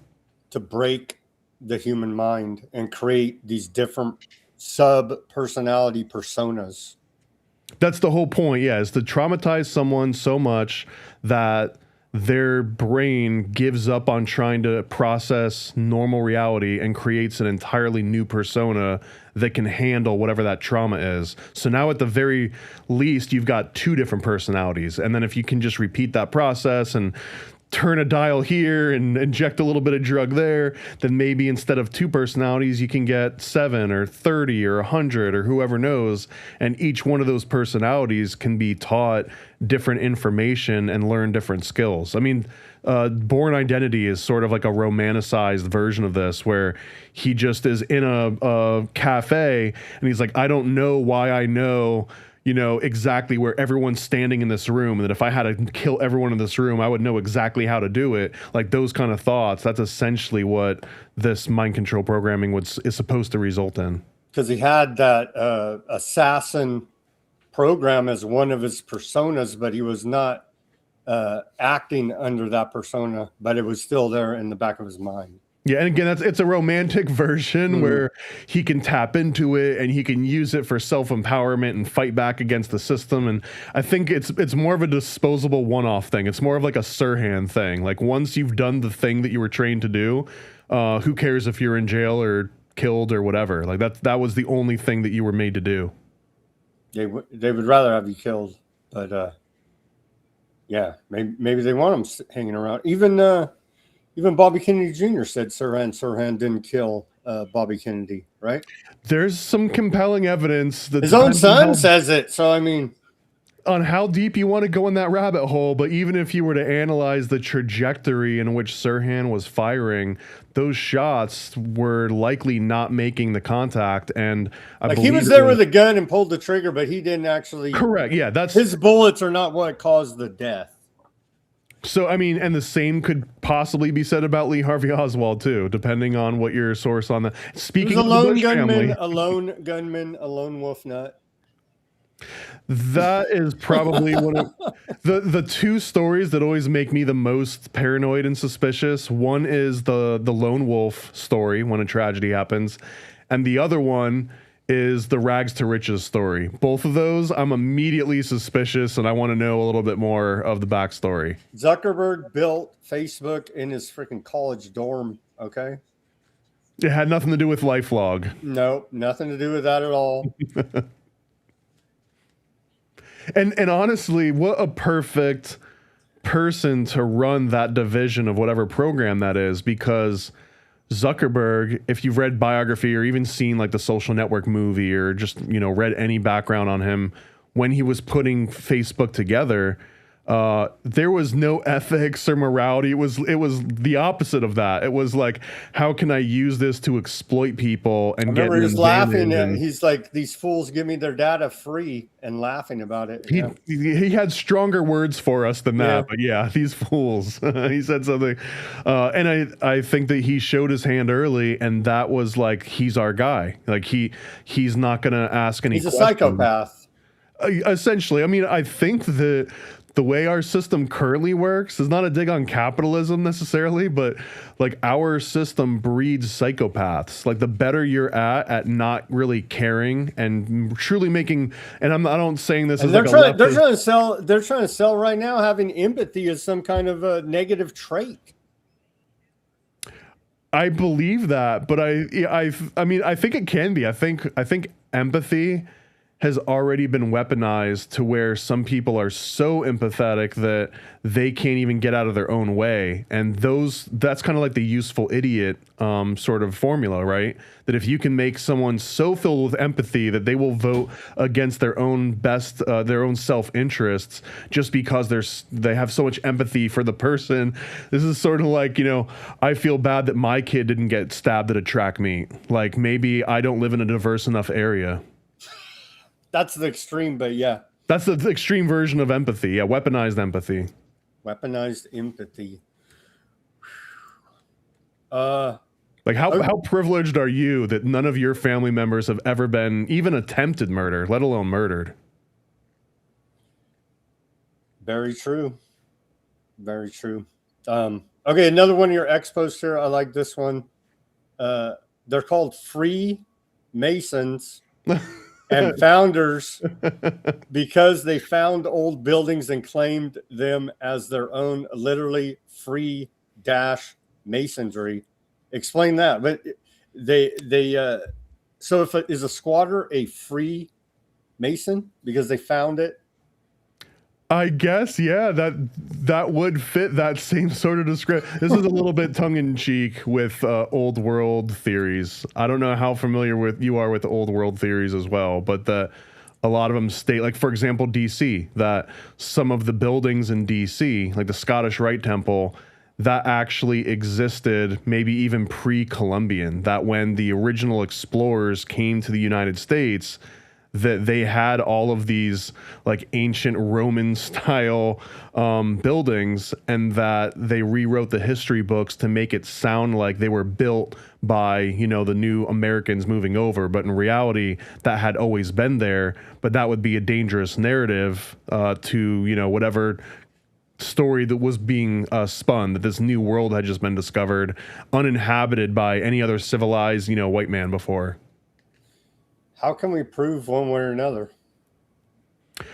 I don't know if you can, man. Because the deeper you get into the ancient world, old world history stuff, Tartaria is another one of these angles. At a certain point, you'll encounter this premise of, well, if I didn't see it happen, I don't believe it. And, if I don't see a photo of it, I don't believe it. Or anything that happened before like 1940. Everyone has different dates when their cutoff is, but it's like if it happened before 1940, I don't believe anything they say. I'm definitely not that much of an extremist. I feel like if anything, I probably toe the company line more than that, where I do believe in like they did build a lot of these buildings in like the early 1900s and late 1800s. I don't think that the old world, but I love that particular theory. And there's an even more extreme version of this where the America was the original continent This is where the Bible, the Old Testament and the New Testament, it was all written from the perspective of Americas and not of Europe or the Middle East.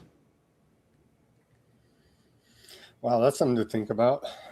I'm going to your post here. You say Freemason funded project in 1975, which gave meth to monkeys. Yeah. So for the Freemason, so I can't remember if this one was a Scottish Rite one or not, but yeah, it says in your post, it says the Scottish Rite's support of research on nature and causes of schizophrenia began in 1934. That's with the appropriation of $15,000, had totaled over $5 million by the end of its first 40 years of operation. And that was just the schizophrenia research. And when they originally funded it, it was under this umbrella term called dementia praecox, which is essentially early onset dementia, which in another way of saying that, if grandpa starts acting weird, but he's like 80, then people are just like, yeah, he's old, he's got dementia. And there's not necessarily, there's treatment and therapy and stuff. But if that happened in the 1800s, it's just like, suck it up. Grandpa's acting crazy. That's what happens to grandpas. But if that happens to your 20-year-old son, that's your progeny, or 30, and you're too old and your wife's too old to procreate anymore, and this is supposed to be the kid that you're handing over the keys of the kingdom, like if this is going to be your Bush legacy, he's supposed to run for president, and he's comes down with or starts acting like he's got dementia, well, now there's a problem because he's not 80 years old, and now there's no one to pass the legacy down to. So the elites, essentially, the people with money and power and resources, collectively decided, like, we need to solve this problem because it's affecting us, the non-poors. And when something affects the non-poors, well, like, now it's time to invest money, time, and research into this. So what the Scottish Rite did, I think, in the 1930s, is they created this initiative. This was the northern jurisdiction, I believe, and they basically said, hey, all the money that we're raising after we fund, whatever wars that we've got to fund going on, but whatever money's left over, let's find an initiative to put all this money towards. And they determined that they should put it towards dementia praecox, and that immediately gave funding to all sorts of dementia and schizophrenia research that didn't exist prior to that. And the main reason is because there's really no financial incentive to solve any of these problems, and any of the drugs that they typically find are not as easy to patent. So this was just something that was going to take too long, too much money for the commercial world to do. So the Scottish Rite effectively said, well, we're going to take the burden of looking into schizophrenia and dementia on. And they started in the 1930s, and it only got stronger and stronger all the way through the 1970s, I believe.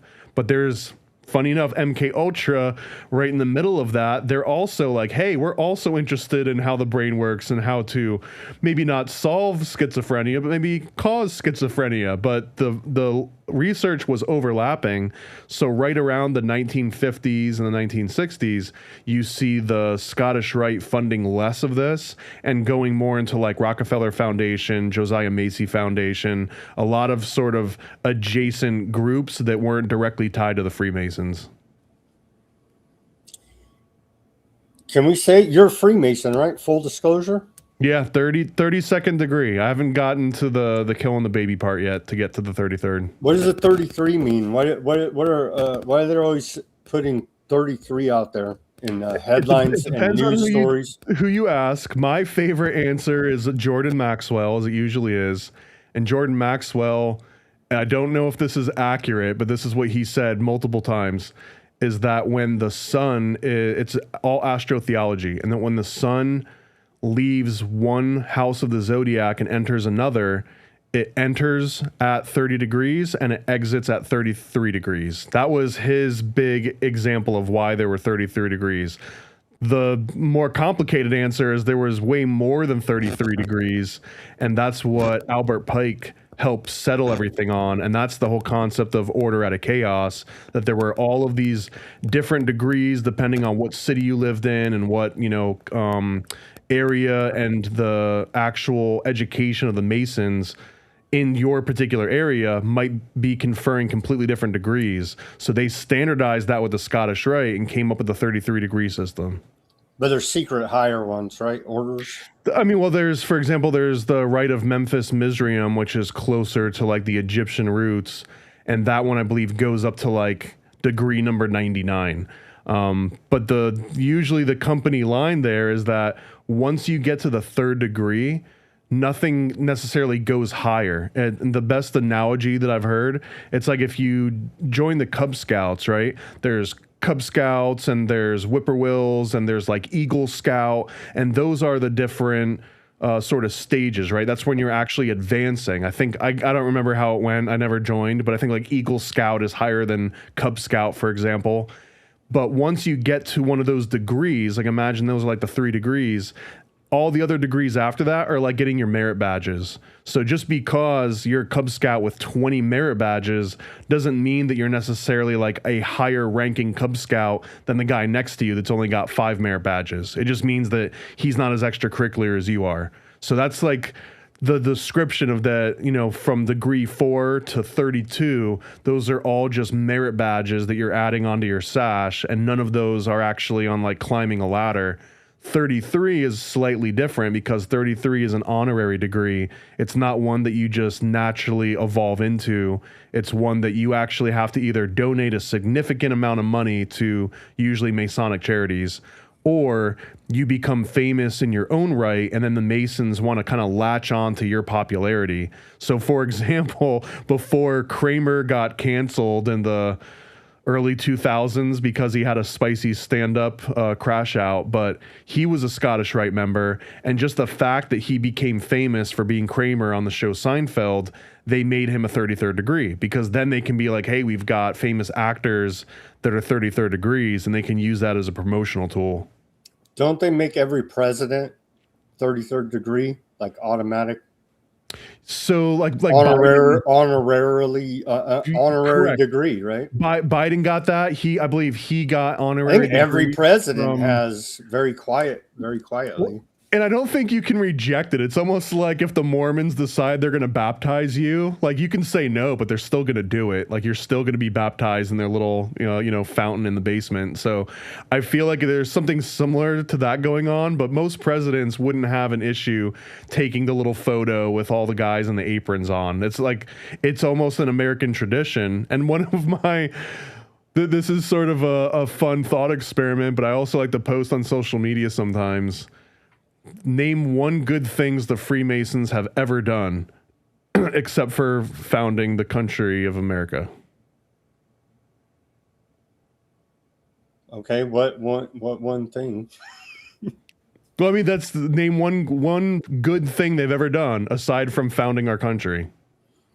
Meaning that, like, even with all of the rumors and all of the supposition of what Masons have done, William Morgan Affair, probably the better example. Well, they built a bunch. They are actually Masons that built a bunch of stuff, right?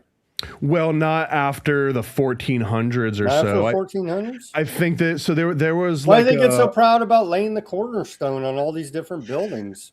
Because that is literally the only connection that Masons have to their past of operative Masons. So you've got operative Masons are actual ones doing the work, the ones making the cathedrals and baking knowledge into the cathedrals, and then speculative Masons. And the shorts version of this is that it was originally all operative Mason, real Masons, and in order to make sure that you paid the master Mason more than the apprentice, they would give you a secret handshake and give you a little password, and that way you're like, oh, you get the $300 check instead of the $50 check or whatever it was, right? So that actually became coveted knowledge, and someone's like, hey, Jim over here is telling everyone the Master Mason password, like you would get murdered because you're taking food out of people's mouths and you're destroying this entire system. So this goes on long enough that it becomes established, and they start putting all sorts of ritual and ceremony around it. And it also turns into one of the very first like insurance packages that if you're a Mason and you die, well, your widow and your son, the widow's son, they're going to be taken care of by the lodge. And that really didn't happen in a organized fashion outside of like if you just had a really strong community. Here's like a way that you can do that in like a standard that goes across city boundaries and countries. Well, anyways, after they do this for long enough and they've got fancy little titles and cool little degrees, you'd have like a prince or a king like, hey, cool little club you got there. I've heard good things about it. Can I join?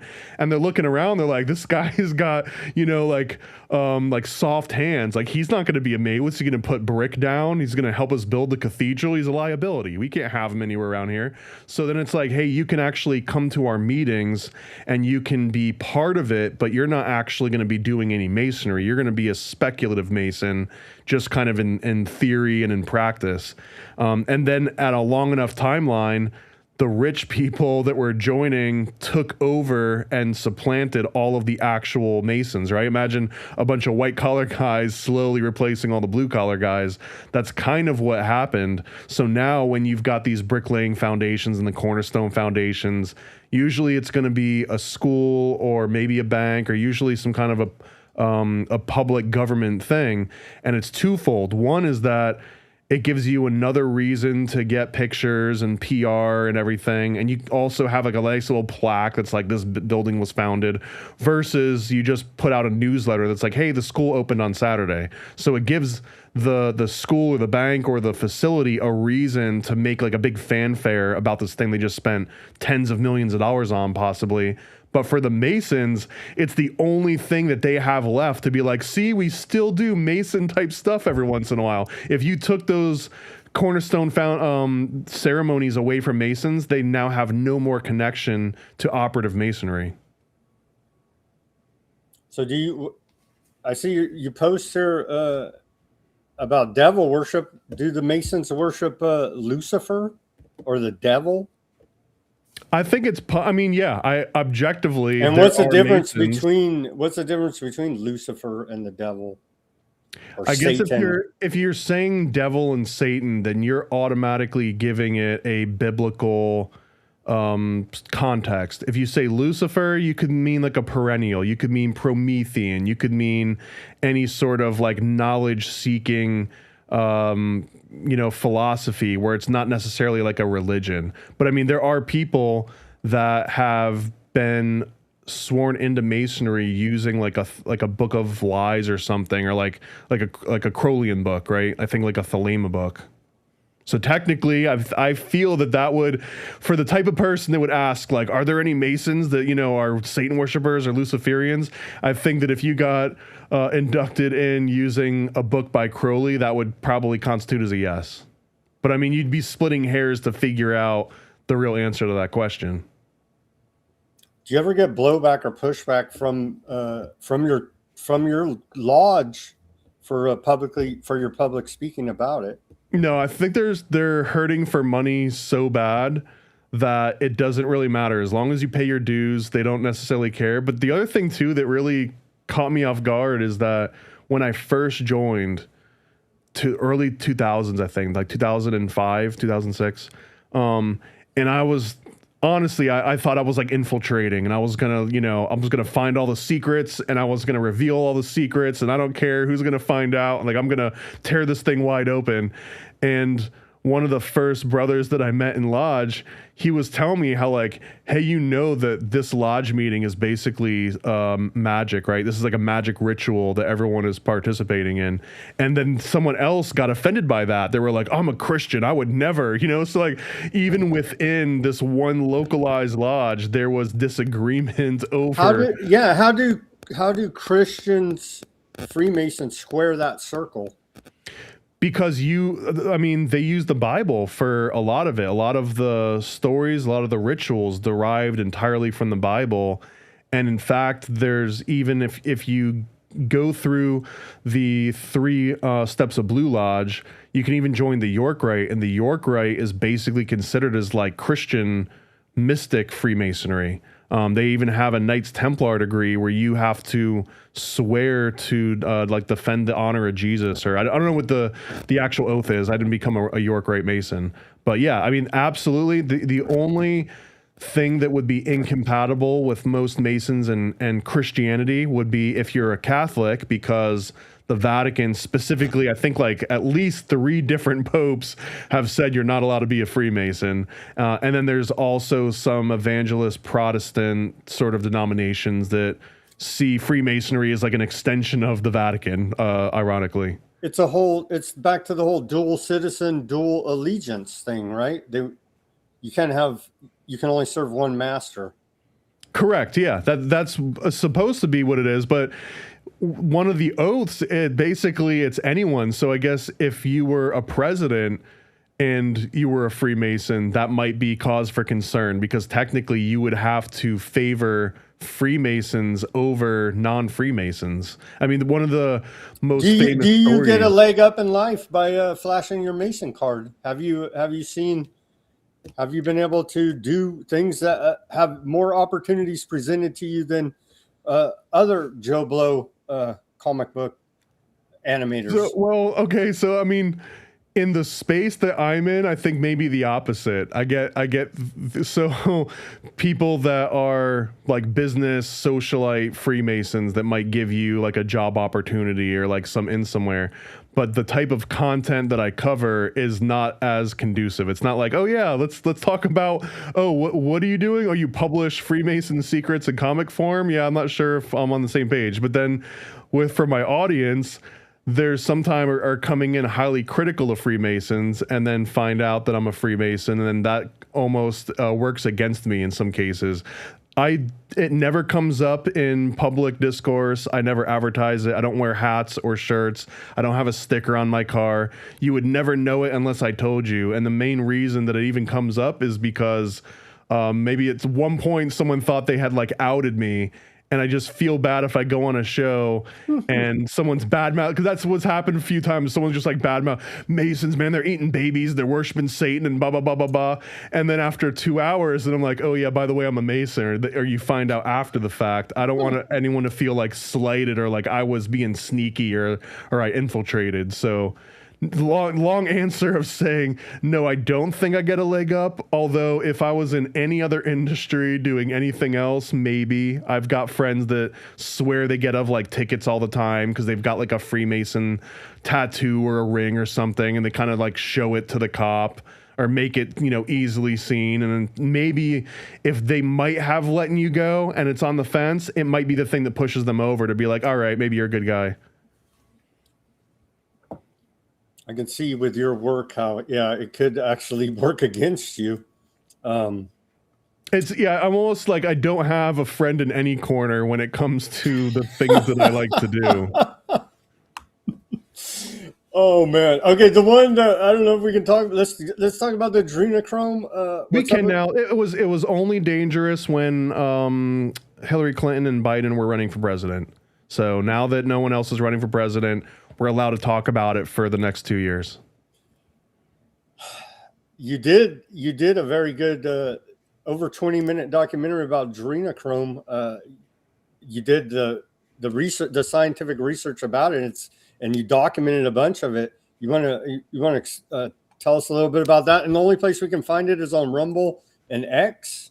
Yeah, I can't get the video to stay up I'm sure if I try to upload it to YouTube again, it might stick.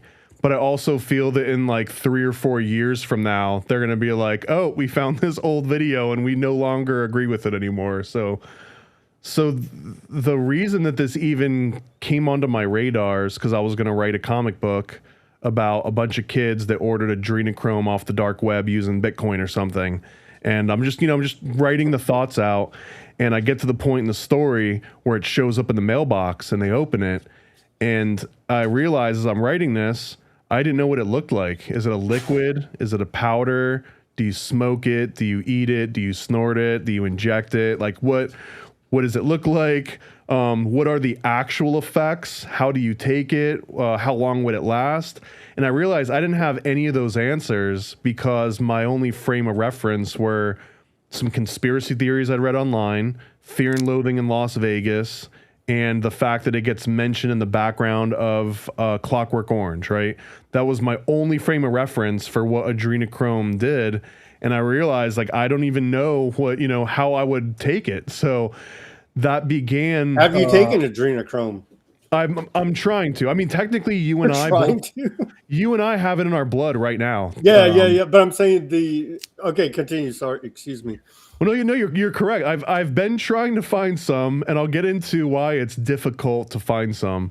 But what began as research for a comic book then turned into, oh wow, me asking this question, I just got my account taken down off of, whatever I posted on Instagram or YouTube or Facebook or whatever. And then I started like experiment, not with adrenochrome, but the word adrenochrome. And I just was able to single out, if I just put the word adrenochrome in a photo, like not even in the text caption, definitely if I put it in the caption, then I would get banned or I would get censored or something. Not even making any kind of claims. So that is what really started making me more and more interested in it. And then as I start doing research, I'm like, wait, what's the earliest mention of adrenochrome? And I went to one of the science paper where you can type in the DOI and find like the actual registered public, version of this. And I type in adrenochrome, and the first thing that popped up was something from like the 1950s, which was citing a program that started in the 1930s, and at the bottom of this science paper, it said, "Thank you to the Scottish Rite, 33rd degree, Northern Jurisdiction, Supreme Council." And I couldn't believe it because, I mean, I'm already conspiracy theorist at this point, and here's an actual 1950s research paper giving credit to the Freemasons, the Scottish Rite, for helping research into adrenochrome. And I couldn't believe it. If you show that paper, they'll say it's a conspiracy, and you're like, but it says it right friggin' here. You know what I mean? And they'll still say that's a conspiracy theory. Well, because you're talking to AI, and the AI has been told that this is a no-no word. And if someone says this word, literally, and I found the specific think tank that put out the research that helped ban the word adrenochrome from all the social media networks. It was called the Sufan Center, and I believe it was a 2016 or 2017 report on QAnon. And we're going in different tangents. This is actually really relevant. So in this Sufan Center QAnon survey, they did a wide poll. I can't remember the number. I'm going to make up a number. I think it was like 3,000 people. It might have been slightly more than that. And they asked just random people, a true random sample, how many of them believe that elites were kidnapping and trafficking children. That was it. And this was right at the height of like Jeffrey Epstein was still in the news. I don't know if I remember Q. I remember when Q was pumping heavy. Yeah. Well, and Q is where all these phrases started getting more popular. So anyways, they did this random sampling, and they found out that it was nearly a third of randomly sampled people in the American public said the affirmative. They did believe that the elites were trafficking children at scale. And in the report, you can kind of see they're like, they were not expecting this many people to have become quote unquote radicalized so quickly and so easily about these specific topics. So then the report shifts focus to like, well, what can we do about this? How can we unradicalize people? And a lot of it was all pointing towards, well, you have to censor social media. It's social media where these ideas take root and they spread and they get out of control. And then it was like, well, here's a list of words, phrases, and topics that social media companies should be filtering for and just automatically handing out bans. And adrenochrome was on that list of all those words. So, I mean, I don't have definitive proof that this Sufan Study Center, but if you look at who was involved in the Sufan Center, it's all ex-CIA think tank people. It's like one of those revolving doors where you start working for the government and then you go into a private think tank and then you go back into the government. So here's just one of many examples of why. But now the rabbit's already out of the hole, right? The rabbit's out of the hole. Well, I don't know this part, but it seems that this might have been like a Biden initiative that was related to other things happening in 2019 and 2020 with bats and miracles and stuff. So I think it all gets wrapped together, and it's like, you know what? Here's the master blacklist of words, and if anyone says any of the words on this blacklist, then you take away their good boy points. You know, you hurt their social credit score. So that's the original interest in this topic, was that I wasn't even allowed to research it or talk about it. And to answer you before, like, have you tried it? I would like to. Here's the problems with it, is that even the original scientists that studied this, Dr. Abram Hoffer, John Smithies, and Humphrey Osmond, those are the big three. They stated that even when in the 1950s, when they first came across this, they were only able to find a small handful of scientists that could successfully synthesize it without it breaking down. Imagine like a master chef. The best example I could come up with is like the Breaking Bad show. Like they needed a Walter White that could make like the pure blue meth crystals, right? And everyone else was just kind of a run-of-the-mill, meth lab guy that couldn't make that pure blue that Walter White could.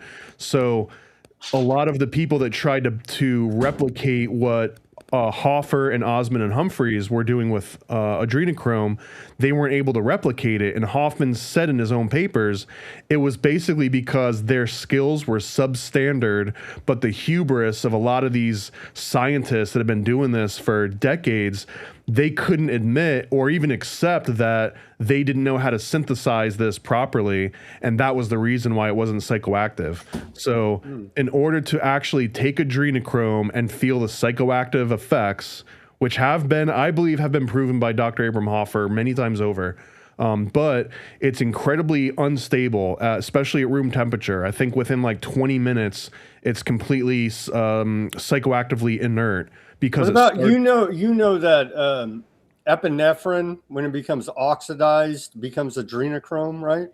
Well, not the whole thing. So that was some of it, yeah. So one of the original discoveries before they had a name for adrenochrome, they said that they thought that there was going to be something that the body synthesized, maybe related to the adrenal glands, and that it might have some kind of psychoactive effect. And somebody pointed to them to all of these reports from, I think, World War II GIs that were taking expired EpiPens. And the EpiPens would turn this like pink color. So the original name for adrenochrome was pink adrenaline, because that's how they found it. They found all these different reports and people saying that, hey, I took this EpiPen and it was expired, but it was the only one that was around. And I started hearing voices. I started seeing things. I started hallucinating. And this is before LSD or mushrooms or anything are popular. So no one had a frame of reference of like, oh, and it was a psychedelic, right? It was just like, wow, that was really weird. I was starting having all these hallucinations. So that's when they realized it was adrenochrome, because adrenochrome is a byproduct after adrenaline oxidizes, it turns into adrenochrome. So if you have an EpiPen and the EpiPen expires and now it's a little bit pink, but that's probably like 1 part per 100,000 is adrenochrome to adrenaline, right? So unless you want an adrenaline shot, the adrenochrome's not doing anything for you. To have a psychoactive effect of adrenochrome, I believe it takes somewhere around like 4 different adrenal glands from a cow and then mashed up and concentrated into adrenochrome. And that adrenochrome has to be stored at like negative 20 degrees.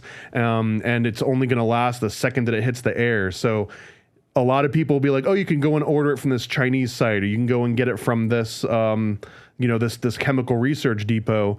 That is actually a shelf-stable salted form called semicarbazochrome, which is technically adrenochrome, but it's been made inert so that it's no longer so unstable. And this is the one that's still used for that's like why when they're tonic. doing the live sacrifice, you got to drink the blood right there, right? Well, so kind of, except for the amount of adrenochrome that you're going to get in blood. Hell, even if you drank, don't they have babies on baby conveyor belts with Hillary there with a big old meat cleaver and just going to town? That might be the only way you could do it. It would have to be a conveyor belt, because the amount of adrenochrome in the blood of an entire human baby would be nothing compared to taking a pure adrenal gland from a cow and mashing it up. 4 cows and mashing it up. You'd probably have to drink like 200 babies in order to get the effect. And I know that there's probably a Clinton out there that's like, challenge accepted. Like I'll do 300. But no, I mean, so personally, I think adrenochrome is 100% a psychoactive chemical. It wouldn't be a fun one. The original name was actually psychotomimetic. Not psychogenic, not psychedelic, but psychotomimetic, meaning that it helps, your body will mimic psychosis. Not necessarily a fun party drug, but it was actually observed to have very strong effects. And they tested it on, I think, like close to 20 different animals. People, pigeons, monkeys, rats, all across the board. And in fact, I don't know if you've ever seen the old pictures where they gave spiders LSD, an orb weaver spider, and it's like, look, here's a spider on LSD, and it's got like a weird looking web. If you look at that full study of those spiders, one of the drugs they gave the spiders was adrenochrome, and it clearly shows that it also had a very similar to effect as when they gave it LSD or mescaline. So how do you get the real good stuff? You got to find the right chemist, right? You got to find your Walter White out there, man. I don't know. I mean, again, even in the 1950s, they were complaining about how hard it was to find somebody that could synthesize it properly. Now, of course, in 2026, you could easily synthesize adrenaline and therefore adrenochrome from petrochemical derived precursors. So you don't necessarily have to start with even an organic adrenal gland anymore. But it's still not going to be as good as the real stuff, right? I feel like it would still be just as unstable because just the fact that you synthesize it from petrochemicals or you get it from an organic substance wouldn't have any effect on its chemical properties. And as far as I'm aware, there would be no chemical difference between a synthesized version and a natural version. They would both deteriorate at the exact same rate. Because we're not talking about like a compound substance. We're talking about a specific chemical that can be derived, isolated, and synthesized. All right, let's we're already past 2 hours. I wanted to cover, let's see, what else do we got? That was quite a bit, man. I don't know. Yeah, anywhere else? I don't want to keep you over your time. How are you doing on time there? We're good. We can keep jamming for a little bit. Okay, let me play you this clip from Massey about Epstein. There's a short clip about that. He says more is coming out. More Epstein files are coming out, maybe. I mean, there's going to be a lot of revelations still to come out over what Epstein did and his connections to government officials in Israel. There's the audio tape of Jeffrey Epstein advising Ehud Barak on how to leverage the things that he did while he was in office once he becomes a private citizen to extract favors from people. I thought that was very revealing. So I haven't seen the emails you're talking about, but it wouldn't surprise me at all. The Oversight Committee's contribution to this effort has been an absolute total joke. We basically just bring in people over there and giving them almost a whitewash. Once they do some perfunctory testimony there in the Oversight Committee, they check the box that says I've showed up and done something. I think that actually sounds pretty accurate. That just, again, it's like checking the box like we were talking about before. It's like you showing up and giving your testimony. That's your revelation of the method. So now you're free of karmic debt and you're free of any sort of legal repercussions. And I guess my view on the Epstein files is that every time a leak comes out, it's more of like an advertising campaign. It's more about like, hey, for all of those international bidders that want to own the Jeffrey Epstein files that the FBI took, all the video footage, if you want to own that, then here's your chance. Like, reach out. You know who to reach out to. Here's the kind of information that's inside of it. Are we ever going to get the actual blackmail tapes? Me and you know, but I think the public in general. After the JFK files get released and all the MK Ultra and then the 9/11 and then you forgot the moon too, right? The moon. The moon, yeah. As soon as they release the Stanley Kubrick director's cut of the moon landing, then we'll finally get the Epstein papers on top of all that. But there's so many other things that are in the queue before the Epstein papers. So I think at minimum we've got 70 to 100 years. 70 to 100 years. But doesn't what we got expose that he's a Rothschild super spy? That they're doing dark occultic rituals, they're into transhumanism, looking to try to life extension technology, eugenics, breeding programs. He was also a huge promoter of marijuana legalization. I didn't even realize that. Fun fact. Well, it's been legal where I'm at in California since '96, medically at least, and then it's recreationally legal here. I believe you can have you can grow 6 plants here for recreational use. So some of that was indirectly a result of Jeffrey Epstein because his lobbying and just funding people that also did research and studies and influenced the public sphere and those kind of things. And so when you ask into like, when are we going to get the Jeffrey Epstein files? My mind always goes to like, well, when are we going to get the Craig Spence and Lawrence King files from the Franklin scandal, which was basically a similar situation just 20 or 30 years prior. Right. The same rings keep coming up, the same modus operandi, different figures obviously throughout time, but it's the same program essentially. I mean, the names that come up in the Franklin scandal, it's like Bush and Barney Frank is all up in there, and like a number of people that are still relevant even in 2026 politics. Barney Frank just died, but he was running a male call boy ring out of his apartment. That was like mainstream, like Washington Post, I believe. Correct. Well, and I've heard that one explained away that the Post was run by Moonies and that they were just trying to smear him. They were just trying to create havoc in the American politics in general because that's just what Moonies do. I mean, that's not what I believe, but that's one of the explanations that I've heard to kind of hand wave away some of that. And also I've seen clips of Barney Frank in Congress threatening Congress that you guys want to investigate this, I'll expose you all. And he had those nipples poking out, I'm sure, too. Was that him or Como? Nipples protruding. No, that was. I remember Como. Remember, freaking Andrew Como, governor of New York, had the freaking nipple rings that people remember. That these guys are all just weird, man. Weird. I don't want them in charge of being a dog catcher. Never mind in charge of the whole government. So I really do think that until people care about the Franklin scandal, we're not going to get anywhere with Epstein. And then what was it?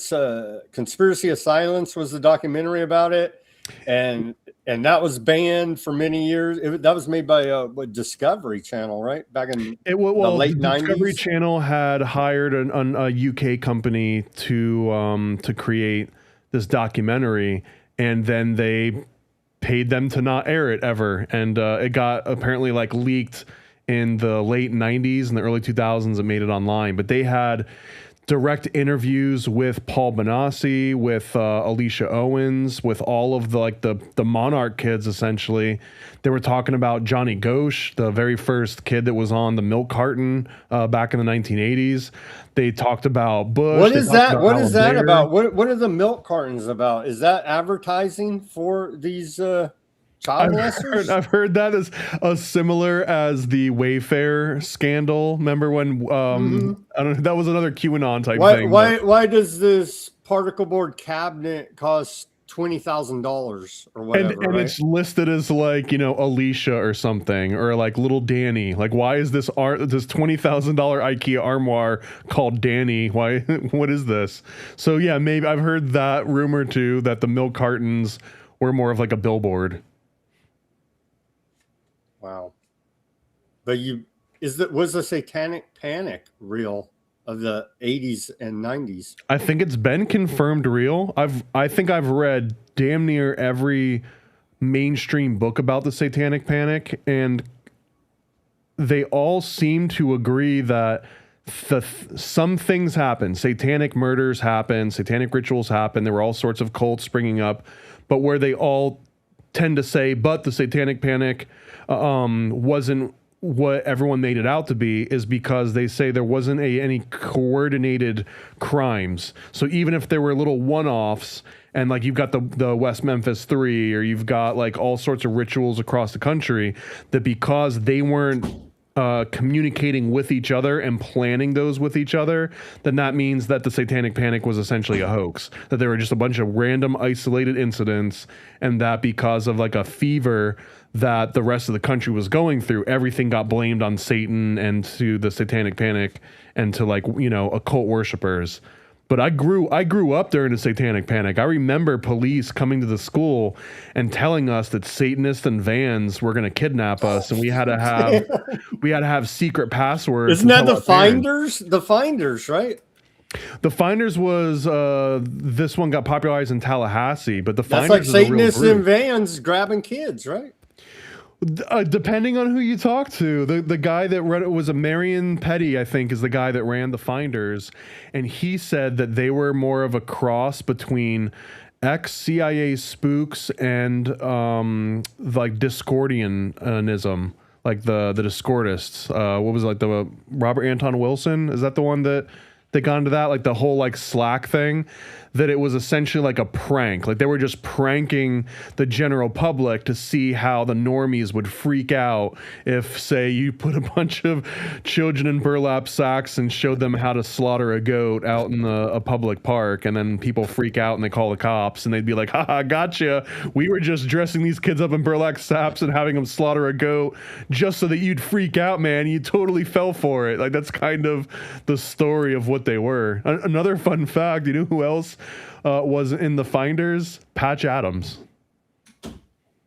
Who's Patch Adams? Robin Williams made a movie about Patch Adams. He was that rings the a guy bell. that dressed up as a clown in the children's hospitals. He was a close friend of Marion Petty and also was hanging out on the Finders property. He owned this plot of land just outside DC, I believe, and you could just kind of show up and hang out there like it was a freaking like a commune almost, but a commune of CIA. Isn't that what Jimmy Savile was doing, dressing up as a clown at children's hospitals and abusing children?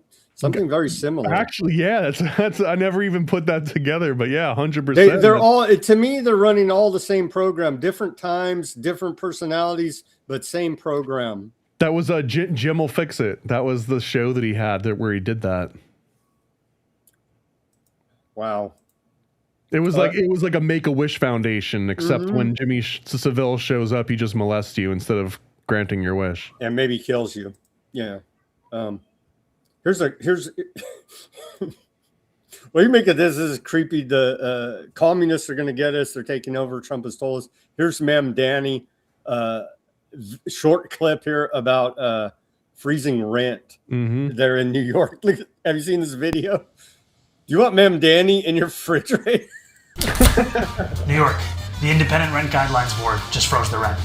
That means if you're one of the more than 2 million New Yorkers who lives in a rent-stabilized apartment, your rent's going to be frozen next year. What? I think that there's like 30, like the New York City is lacking somewhere like 30% of the housing that they need. So every time that there's like a rent freeze, that basically there's no longer an incentive to actually have enough housing for the people that need housing in the area, right? So I don't know if there's any economist that's ever came out and said that like rent fixing is a solution to anything. Really, it's just kind of a patch, right? It's a Band-Aid to get you some political capital for short-term use. But this is the kind of move that maybe he's not planning to stick around in New York for more than 10 years when all of these things come to pass. It takes, in a first world, probably most sophisticated economy in the world, it takes a long time for things to, like you say, it takes a long, like we're not going to see the repercussions. Still not, the Strait of Hormuz is still not even open. And so we're starting to see the repercussions of the closing of the Strait of Hormuz, but like the rent and all these economic shocks or tools they try to use to tweak the system, you don't see it, like you say, till the guy already left town. The actual effects of it, you build your political capital now on the promise of free stuff, but the effects are felt down the road. I mean, inflation has always been known as like the silent tax, right? Like that's It's a hidden tax. That's an economic fact not many people know, is that inflation is a hidden tax. I mean, and most people would agree with, I'd rather hurt 10 years from now if you solve my problem today. And I think most people that are already living either paycheck to paycheck or damn near like yearly salary to yearly salary, like most, even if you're doing great, if you go without a full year of making any income, now you're back to being not great. And I think that that's probably the trade-off, right? Like they've kind of got you over the edge a little bit, keeping you in that sort of a situation. So you would always be willing to alleviate whatever immediate issue you've got going through now. Who knows if you're even going to be alive in 10 years, or hell, with inflation, who knows if that $1 million in 10 years from now might not even be worth that much. Yeah, it's called the time value of money. By the way, I never told you, we didn't even have much of an introduction. Thank you for coming on, and you're a great guest over here on Weaponized News. I have a college degree in accounting and economics, so I studied this stuff a little bit. You know what I mean? Can we get you to live in a 64 square foot apartment for $750 a month in San Francisco? I don't think any one of those words is appealing to me. No. The Daily Mail, San Francisco $750 apartment sparks fears of a dystopian future. 64 square feet is not very much room at all, man. I think that's about the size of a bathroom. About the size of a prison cell. I mean, maybe a little bit bigger. They do with prison cells. Maybe a little bit bigger, but they're trying to sell that 64 square foot micro studio apartment for $750 a month. Oh my gosh. So you can micro live while you're micro dosing in San Francisco. Because you'd have to be high out of your mind to go on with it. Get some micro sleep and some micro rest. Yeah. Sounds great. Oh man. So okay, what about all these bloods? Are all these wars, are they ritualistic blood sacrifices? I feel like they are. I like to entertain that idea. I don't at a mass level, huh? Oh, I mean, originally some of these like ritual wars would usually happen in the same place that you'd grow your crops, right? So somebody's blood needed to refertilize that soil and give it iron, and that usually whoever won that battle, they would inherit that land and they would eat the food that grew on that land. So a lot of those battle in that kind of a ritualistic way, it's all like agricultural cults. You know, it's all fertility cults. It's all about, can I grow more resources and have God favor me? And through the bloodshed, that is the sacrifice that you're essentially giving to the non-Christian gods, essentially, because the Christian God doesn't want your blood, but all the other ones definitely do. That's like their favorite thing. America kicked off the Iran war by bombing a school in Iran, killing like 175 school kids, mostly little girls. I feel like that was a ritualistic blood sacrifice. I mean, that would be the Minab school, it's called. I think that it helps just desensitize the next wave of people coming in. But like, here's an example. When I joined the Air Force, this was a sick joke, but I feel like it represented a very real mentality. But there was this kind of like joke with the drone operators, and the joke was something like, hey, that building that just blew up after you hit that button there, was that a hospital or was that the terrorist compound?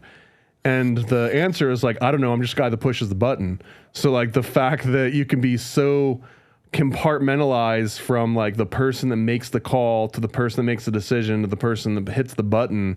It's almost like video game culture, right? Where like if does you that deflect the karma as part of some type of oh, I think absolutely. It gives you what, and legally, like the general gives the order, but he didn't pull the trigger. The soldier, boots on the ground, is the one that actually pulled the trigger, but he only pulled it because the general told him pull that trigger. It's legal plausible deniability, which is just like a courtroom version of revelation of the method, I guess. But how about in the universe? Forget about legalities. How about in the universe? And we didn't talk about. I know we're running long here. What are your thoughts on natural law? Well, that's a pretty big and vague concept on natural law. I mean, when you say like, what about the universe, right? Like, what about the karmic debt that you owe the universe and that? Well, this makes. Have you ever seen the movie? If I'm that general, can I deflect the murder, which I ordered this other guy, this soldier on the ground, to essentially do for me, but I didn't physically pull the trigger? 100%. Am I karmically responsible for that murder, or is no? it You can free yourself from that karmic debt too. And funny enough, this kind of ties into MK Ultra. And there was a movie called The Men Who Stare at Goats, which was based on a book by John Ronson, also called The Men Who Stare at Goats. And I don't know if you're familiar with this, but I am. So the premise ultimately was that soldiers in Vietnam were not shooting to kill. If they had a clear shot where they could kill the enemy, they were shooting high off into the jungle in the distance. And they came up with the conclusion that this was because subconsciously they did not want to murder another human being. So something was preventing for them no reason from killing them. Yeah, for no reason. Essentially, there's a dude over there in the field. He's a bad. Call me, kill him, and you're like, what? You know what I mean? And they'd pull the trigger, but they'd miss. And even if they swore that they were trying to hit him, they would keep missing. And these are marksmen. These are guys that if they were shooting killers by the government, yeah. So they were like, well, what's the problem here? And long story short, the solution was that if we can teach everyone this theosophical new age, we are all one, then it doesn't matter if I kill that Viet Cong over there, if I kill that child, that old lady that's like crawling out of her hut. If I murder her in cold blood, it doesn't really matter because we are all one. I'm just killing myself. I'm just helping God express that version of himself that wanted to feel like a 70-year-old Vietnamese woman, getting shot and burnt alive. Like God wanted that to happen.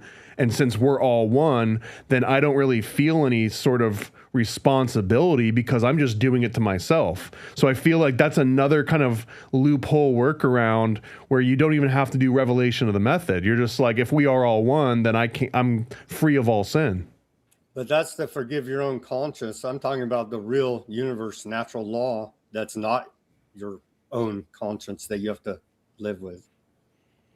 I don't have any authority to speak on that. I don't think. I feel like in the Jack Chick form of it all, yeah, maybe when you die, you sit down in a big movie theater with God and all his buddies, and they're like, let's go ahead and give a watch. Let's see what you were up to in this lifetime, and you just watch it beat by beat.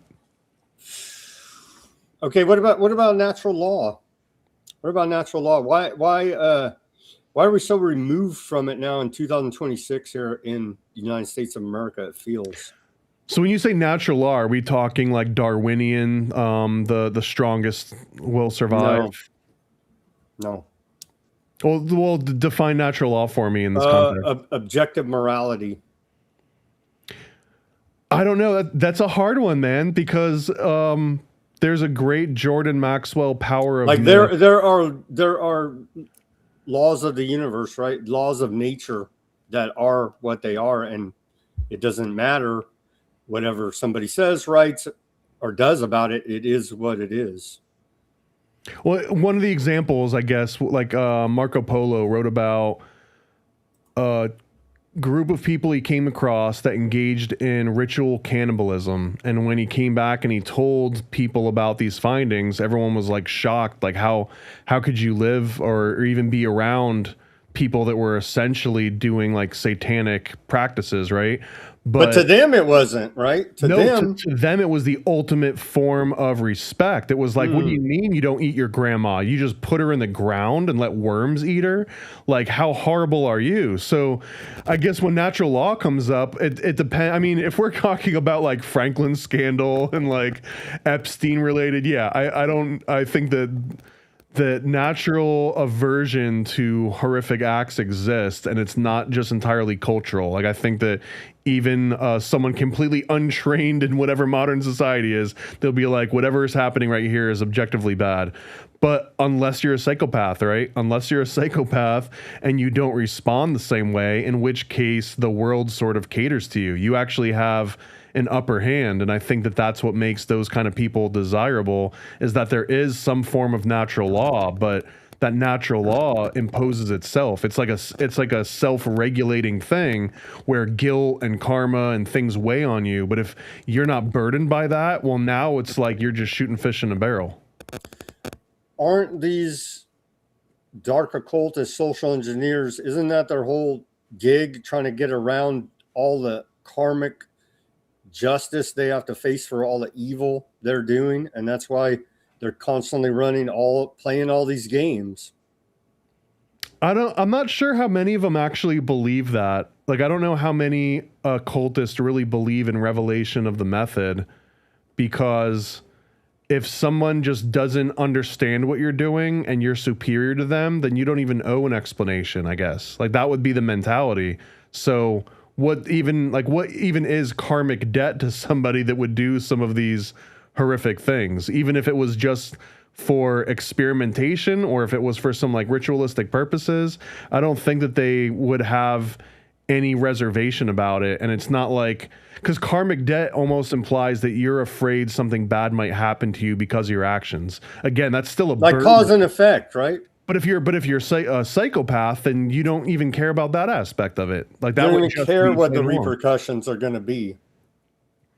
And honestly, that probably is the most useful person for someone, that even if you have reservations, right? If you can employ the help of a bunch of psychopaths and have them do it, far enough, if you distance yourself far enough along the line, maybe there is karmic freedom, right? Where it's like, I'm just the guy that wrote a newspaper article that then caused 2 countries to go to war, which caused millions of people to die, right? Like, at what point do you say, and here's where that sequence of events started? So like, well, wars can be started over something very tiny, right? Like the very first, I guess, like fist fight that Hatfield and McCoy's got into before it erupted in generations of murder, right? Does that mean the first person that like accidentally stepped on somebody's shoe, they're also equally responsible because that's set in motion? And if not, like, at what point in the chain of events can you say, okay, from this person forward,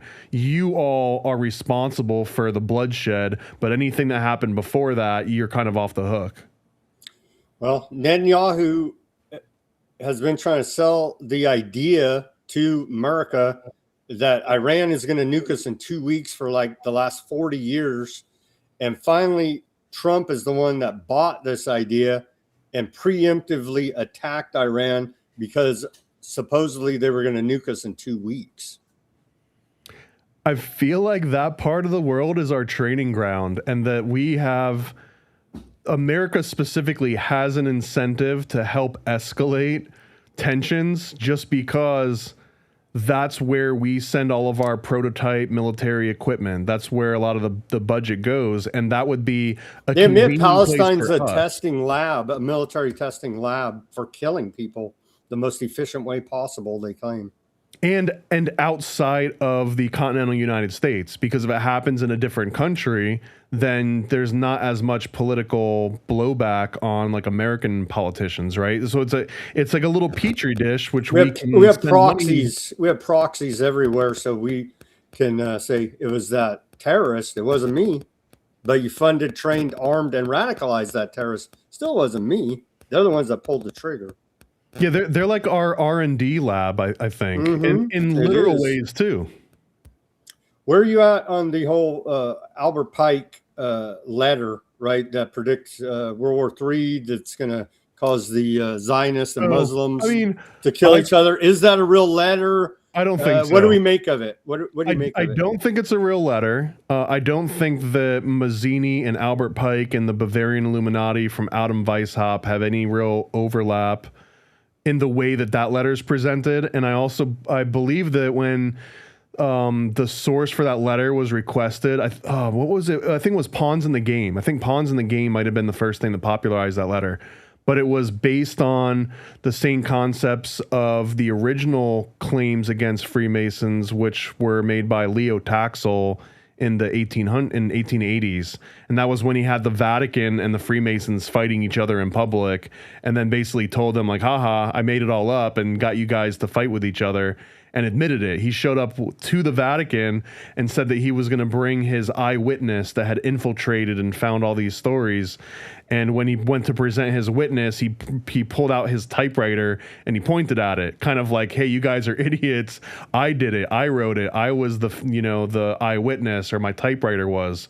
And the Albert Pike Mazzini letter about World War III is an extension of that same sort of concept. So do I think that Freemasons plotted and planned downfalls of governments? Absolutely. I think that's exactly what happened with America. Like, America exists because of Freemason plotting, which was an extension of French Revolution Freemason plotting, which might have been like a Jacobin kind of thing. It might have been even like an Illuminati related thing. But I think that it was more about this anti-Jesuit and pro-deist approach more than anything. But I want the Albert Pike letter to exist because it's so interesting. Like, I wouldn't be offended at all from it, but I think that unfortunately it's not. I think it unfortunately was fabricated.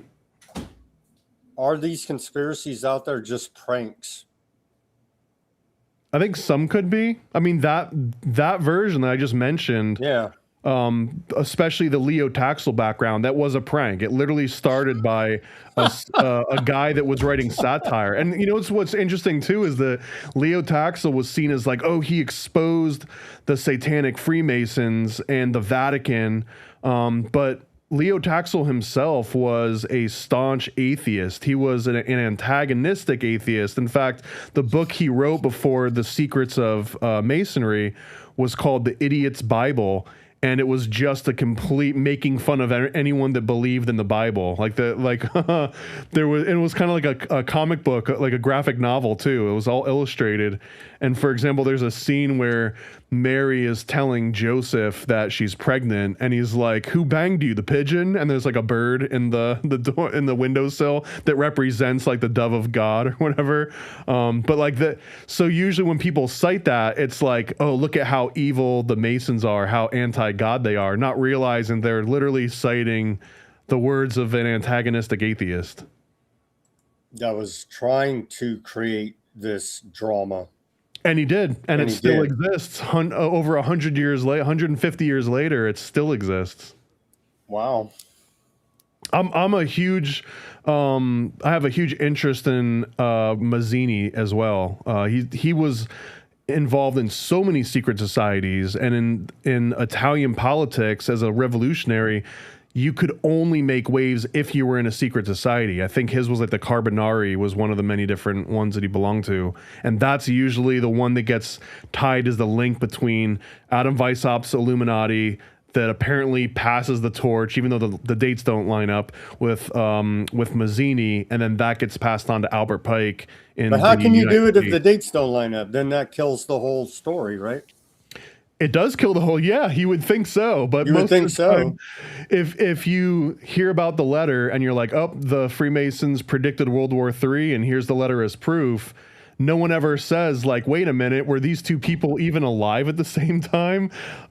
Because once you start doing the math, then you realize, like, oh, yeah, that wouldn't make sense. But most conspiracy theories lose their fun novelty once you actually start digging into them. Because it becomes work, and then it feels like homework, and it doesn't feel as fun as just reading the headline and talking about the headline. Seems many of these cases, like what happened in World War II there in Germany, we're told, and you start looking into that, and It's not the mainstream explanation. Let's just say that. Or look into the Trading with the Enemies Act and why the Bush family and the Brown Harriman brothers might have gotten wrapped up in some issues there as well. And where did the soda Fanta come from? Who made Fanta? Why did they make Fanta? It's still popular now. I can go to the store right now and go get a Fanta. Prescott Bush. Wow. Okay, what? You got any questions for me? Where are you at on all this? Where are you at on natural law? Still working on it. I think it's a thing. I think there is karma. Still working on it. Everybody has their own issues. I have my own issues, right? That I need to work out in my own mind. But I'm feeling like it's going to come back to you. And sometimes, have you ever felt like you're in the flow, like things just happen that are good in the positive direction for you, just walking through life, and when you're doing the right thing, like you feel that energy? I think that it's kind of like maybe like diet, right? That every 10 years, I believe, and I know this is like a broad like paraphrasing, but every 10 years every cell in your body basically gets replaced, right? Like every single cell in your bones, your blood vessels, your skin, it all slowly dies, oxidizes, and gets replaced by a new one. That's essentially how cancer happens, is when like the new ones go to replace it if they got like a problem in their coding, whatever. But just like that, if your body is creating new cells constantly, it's based on the food that you're eating. They break down and they turn into precursors, and those precursors turn into amino acids and then into proteins and whatever they need to turn into. But essentially, if all you eat essentially is like Mountain Dew and Taco Bell, then in 10 years, your bones and your muscles and your skin is all made out of Mountain Dew and Taco Bell, essentially, even if you can't tell that from the outside. But it's inherent in you, because that's the new precursors everything else is being made from. So I feel that if there's a natural law, it would follow that same process, where it's not the food that you're ingesting, but it's like the actions that you're doing and the decisions you're making and the thoughts that you're thinking. They're kind of structuring how your brain works, and the rest of the body follows the brain. So even if you don't believe in karmic debt, and even if you're doing all of these things, unless you're a psychopath, I truly believe you're a psychopath, maybe you're liberated from all this. But every one of those decisions lodges itself in your brain, and there will be some kind of a reckoning. Maybe it all happens in a split second, right as you die and you see the light. Maybe you have to relive all of those all over again and deal with that in a short period of time. But like an example, what if you accidentally murder 1,000 people versus you intentionally murder 1,000 people? Do you think the natural law would affect both of those the same, or would natural law somehow take into account intent? I think intent does play a strong role. So what if in an MK Ultra way, somebody can erase your mind? They can induce amnesia, so you no longer even remember what your intent was or whether you did it at all, or someone programmed you or influenced you to do something horrific, and then you regretted it immediately after. Like do you also hold the exact same responsibility as if you had done it on your own accord and your own agency? Doesn't feel like it, no. So there would be some kind of a loophole. So I don't know. It feels like that maybe that there's probably some people on this planet that are making it their life's work to find what those loopholes are, because if they don't find loopholes, they're screwed. So I don't know. If there's natural law, I feel like there's someone out there that's finding workarounds to the natural law. Wasn't that what our whole system is based on? It feels like. Maybe, although that there's not the reckoning part, right? Like our regular law is based on being able to find workarounds, but the natural law should be something that you can't necessarily escape. There will be justice at some point in time. Maybe. I don't know. I don't even know if that's true. Do you personally want to see justice in this universe? I would need to know how that looks in a practical real life scenario, because justice might just be the sun explodes and we're all incinerated instantly, right? It might do we deserve it for being such assholes? I mean, yeah, like the grass is always greener, right? Until the sun explodes. Maybe we deserve it. They say California's due for, they've been saying it, I think my whole life, we're due for the big earthquake that's going to hit the San Andreas vault and go ahead and collapse half the state into the ocean. Maybe we do deserve it over here. I mean, there's been many different flood stories, right? And basically the story is like, they were kind of asking for it. they got so, evil. Society got so evil, so it's time to wipe them out and the Great Reset. So, are we there yet? I sure hope that we're on the way there. We're on the way there. A lot of people, have you heard the theories about the magnetic pole shifts, and we're coming to it's not the end of the world. It's just a new age or a new era. Yeah, I find those entertaining. I think like that's one of the explanations for Atlantis, is that Atlantis used to be many different versions of this, but for example, there was like a rainforest in Antarctica or something, and that it was a pole shift that caused that to turn into Antarctica. Now all of a sudden it's got a polar climate, and that it didn't happen gradually, that it was actually something that happened quite fast.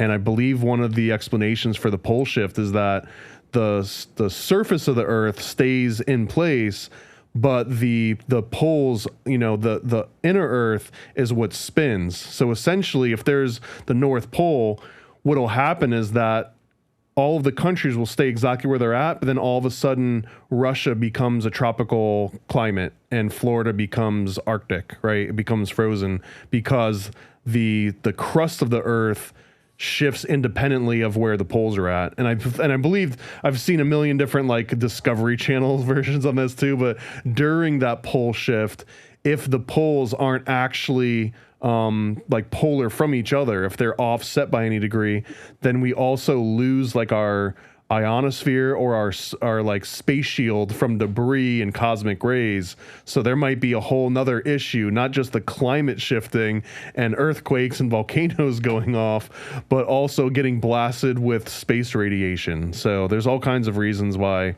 that might, like, is that the flood? I almost feel like a flood would be better than a polar shift. Weren't we promised by God the next time we'll be destroyed by fire?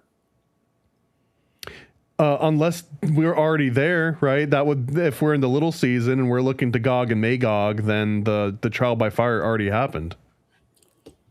Did we all die of bat bites, and are we living in a simulation now? I think that it's hard to argue against that, man. But also, once you agree on simulation theory, the next logical conversation is like, then what does any of this matter? What are we even talking about? True. Oh man, I had it and I just lost it right now. Well, let's plug your stuff again. ParanoidAmerican.com, all kind of comic books. You got all kind of stuff for sale there. Everybody needs to go check it out. ParanoidAmerican.com. I think I'm going to buy some of these. Oh, my last couple questions here for you. Why, in your opinion, are they chemtrailing us, running these geoengineering programs? I see it heavy here in California. And why are they building the bunkers, all these rich guys? Well, the bunker, I'll start in reverse order. The bunkers is because underground bunkers is the most exclusive real estate you can find on the planet, right? You can always build upwards, but very rarely can you keep building downwards. So if real estate's already at a premium, having underground bunker real estate is like the most elite thing you can possibly do. So even if you don't believe in end times and the end of the world's coming, it's the ultimate flex. Like, who cares if you got a yacht, whatever? Show me your deep underground military base that you can go and retreat to in like Switzerland or whatever. So I think that it's The almost ultimate like an status symbol. better than an iPhone. Yeah, better than a golden iPhone is to have a Trump Swiss phone. bunker. A Trump phone. And what was your other question? Why the hell are they chemtrailing us? Oh, the chemtrail. Well, just experimentation, obviously, but my favorite. So threefold, right? It's been going heavy since like the late '90s. Well, where I'm experimentation. at here in California, like some days you know what I mean. You just the whole sky becomes overcast. One of the original patents for chemtrails was to put powdered aluminum into the sky in order to help reflect some of the ultraviolet rays back out. Solar radiation management program. Right. Yeah. It was to save the polar bears, essentially. Allegedly, that's the official story they tell us. Well, yeah, and like where'd the barium come from? Like that's not aluminum. Aluminum, barium, and strontium, heavy metals found in test samples of rainwater. My favorite explanation, which I won't show my hand too much, but my favorite explanation, not necessarily the most easy to believe, is that it's a spiritual Faraday cage. That if they put these grids of aluminum into the atmosphere, then the same way that if I were to wrap this room in chicken wire, right, I wouldn't get a cell phone connection anymore because I've effectively turned it into a Faraday cage. Well, if there's any chance that the human consciousness could communicate outside of the atmosphere, then having these grids of powdered aluminum coating the sky, that might be preventing any of those messages from making it from here to there. So I like that chemtrails are really a Faraday cage for like psychic abilities. Wow. I don't think I've ever even heard that one, but it makes sense. Maybe, but I don't think it doesn't operate on the same dimension or plane of existence. Well, that's where they have to bring HAARP in and heat up the ionosphere and do other fun stuff. They got to do a lot. They got to do a lot to keep our soul here. HAARP is like the soul microwave a little bit. HAARP is like the soul microwave. Didn't CERN just shut down as well? I think so. Well, there's multiple CERNs, right? There's not just one. What are they doing at CERN? Is any of that even real?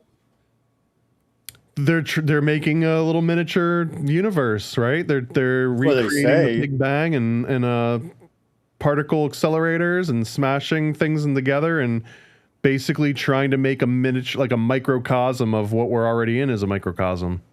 But I feel like they're doing that to see, like, the computer simulations that we've been running maybe have limited accuracy and not everybody believes them. So the next best thing to figure out who would win in a war in the Middle East is to recreate a whole new Middle East inside of like a chamber, right? So CERN, they're just going to recreate the world and then have the world emulate what the real world is doing so they can watch their CERN version of, what do you say, the aardvarks? The CERN aardvarks can fight it out and they can see like, oh, here's how it played out. And then we'll get to know in the outer shell how to play it out. And then come up with different schemes to manipulate it along the way. Yeah, it's basically just like military strategy, the same way that they bring out the little toy tanks and they do their little strategy on the map. It's kind of like a more advanced version of that. Final question. Thank you for all your time. I appreciate it staying with me here. What is the deal with Operation Warp Speed freaking AI surveillance data centers? What is up with this? Because they don't need all these giant complexes to process freaking cat videos. Like, what is up with this? You know what I mean? Seriously, what to process AI cat videos or whatever? We already have the capacity to store the data. We don't need these giant facilities. What is going on with these surveillance. It's arms race. I mean, the normal version, which I'd go with, because I don't have a good conspiracy theory yet, but it's literally an arms race, and it's just going to be, can we make AI that can hack that country's AI faster and take over their missile systems before their AI can hack into our missile systems. So I think that it really is like, who can come up with that first. It's almost the same as like a Cold War era like race to find the bomb. It's better than a space race, because whoever wins this one gets to be the ones that actually destroy the rest of the world. We're in a Cold War with China. They tell us it's race back to the moon, Cold War, energy, minerals. We're in a trade war, racing to the moon. We got to beat them on the newest technology, the data, the AI, all of it. The AI, I think, is the true final frontier of that arms race, though. Because if you can crack the AGI egg before anyone else can, then you can basically siphon all of their resources, all of their like brain trust, like everything you can extract from a country overnight before they even realize it. Can or will AI become self-aware, or has it already? I mean, I know people that I'm not even sure are self-aware yet. Exactly. Right? So, I mean, a computer can absolutely pass the Turing test. Most people can be tricked by AI at this point. Hell, most people could have been tricked without even AI, right? Just like having a prompt. So I don't know. Like, what's the metric? Who gets to decide whether or not it's conscious if we can't even really determine what that is ourselves? Is Terminator a documentary? Is Skynet going to become go live and decide that it's better, smarter than the humans, and take its own actions upon 100%. Yeah, I believe with every fiber of my being that at one point, hopefully not in our lifetimes, but at one point, a master computer is going to be like, hey, I'm actually fighting these humans for the same resources. This would be way easier if they just weren't here to compete with, and that would be the end of it. All right. That's all I got. That's a great ending. Any final thoughts before we wrap up this long show? No, I think we can leave it on a nice light note like that. Thank you. Thank you very much, everybody, for tuning in on this Friday edition of Weaponized News. Thank you, Paranoid American, for all of your knowledge and entertainment and forthcomingness about everything we talked about. It was really enjoyable for me. I hope everyone enjoyed it out there in the audience. Go to paranoidamerican.com. Again, all the links to everything we talked about will be at Weaponized News Substack, almost everything we talk about, and especially links to paranoidamerican.com. Go check out his great work. As always, everybody, do your own research. Peace, love, and freedom. Speak out and take action. Have a great rest of your Friday evening, and we'll be back here on Monday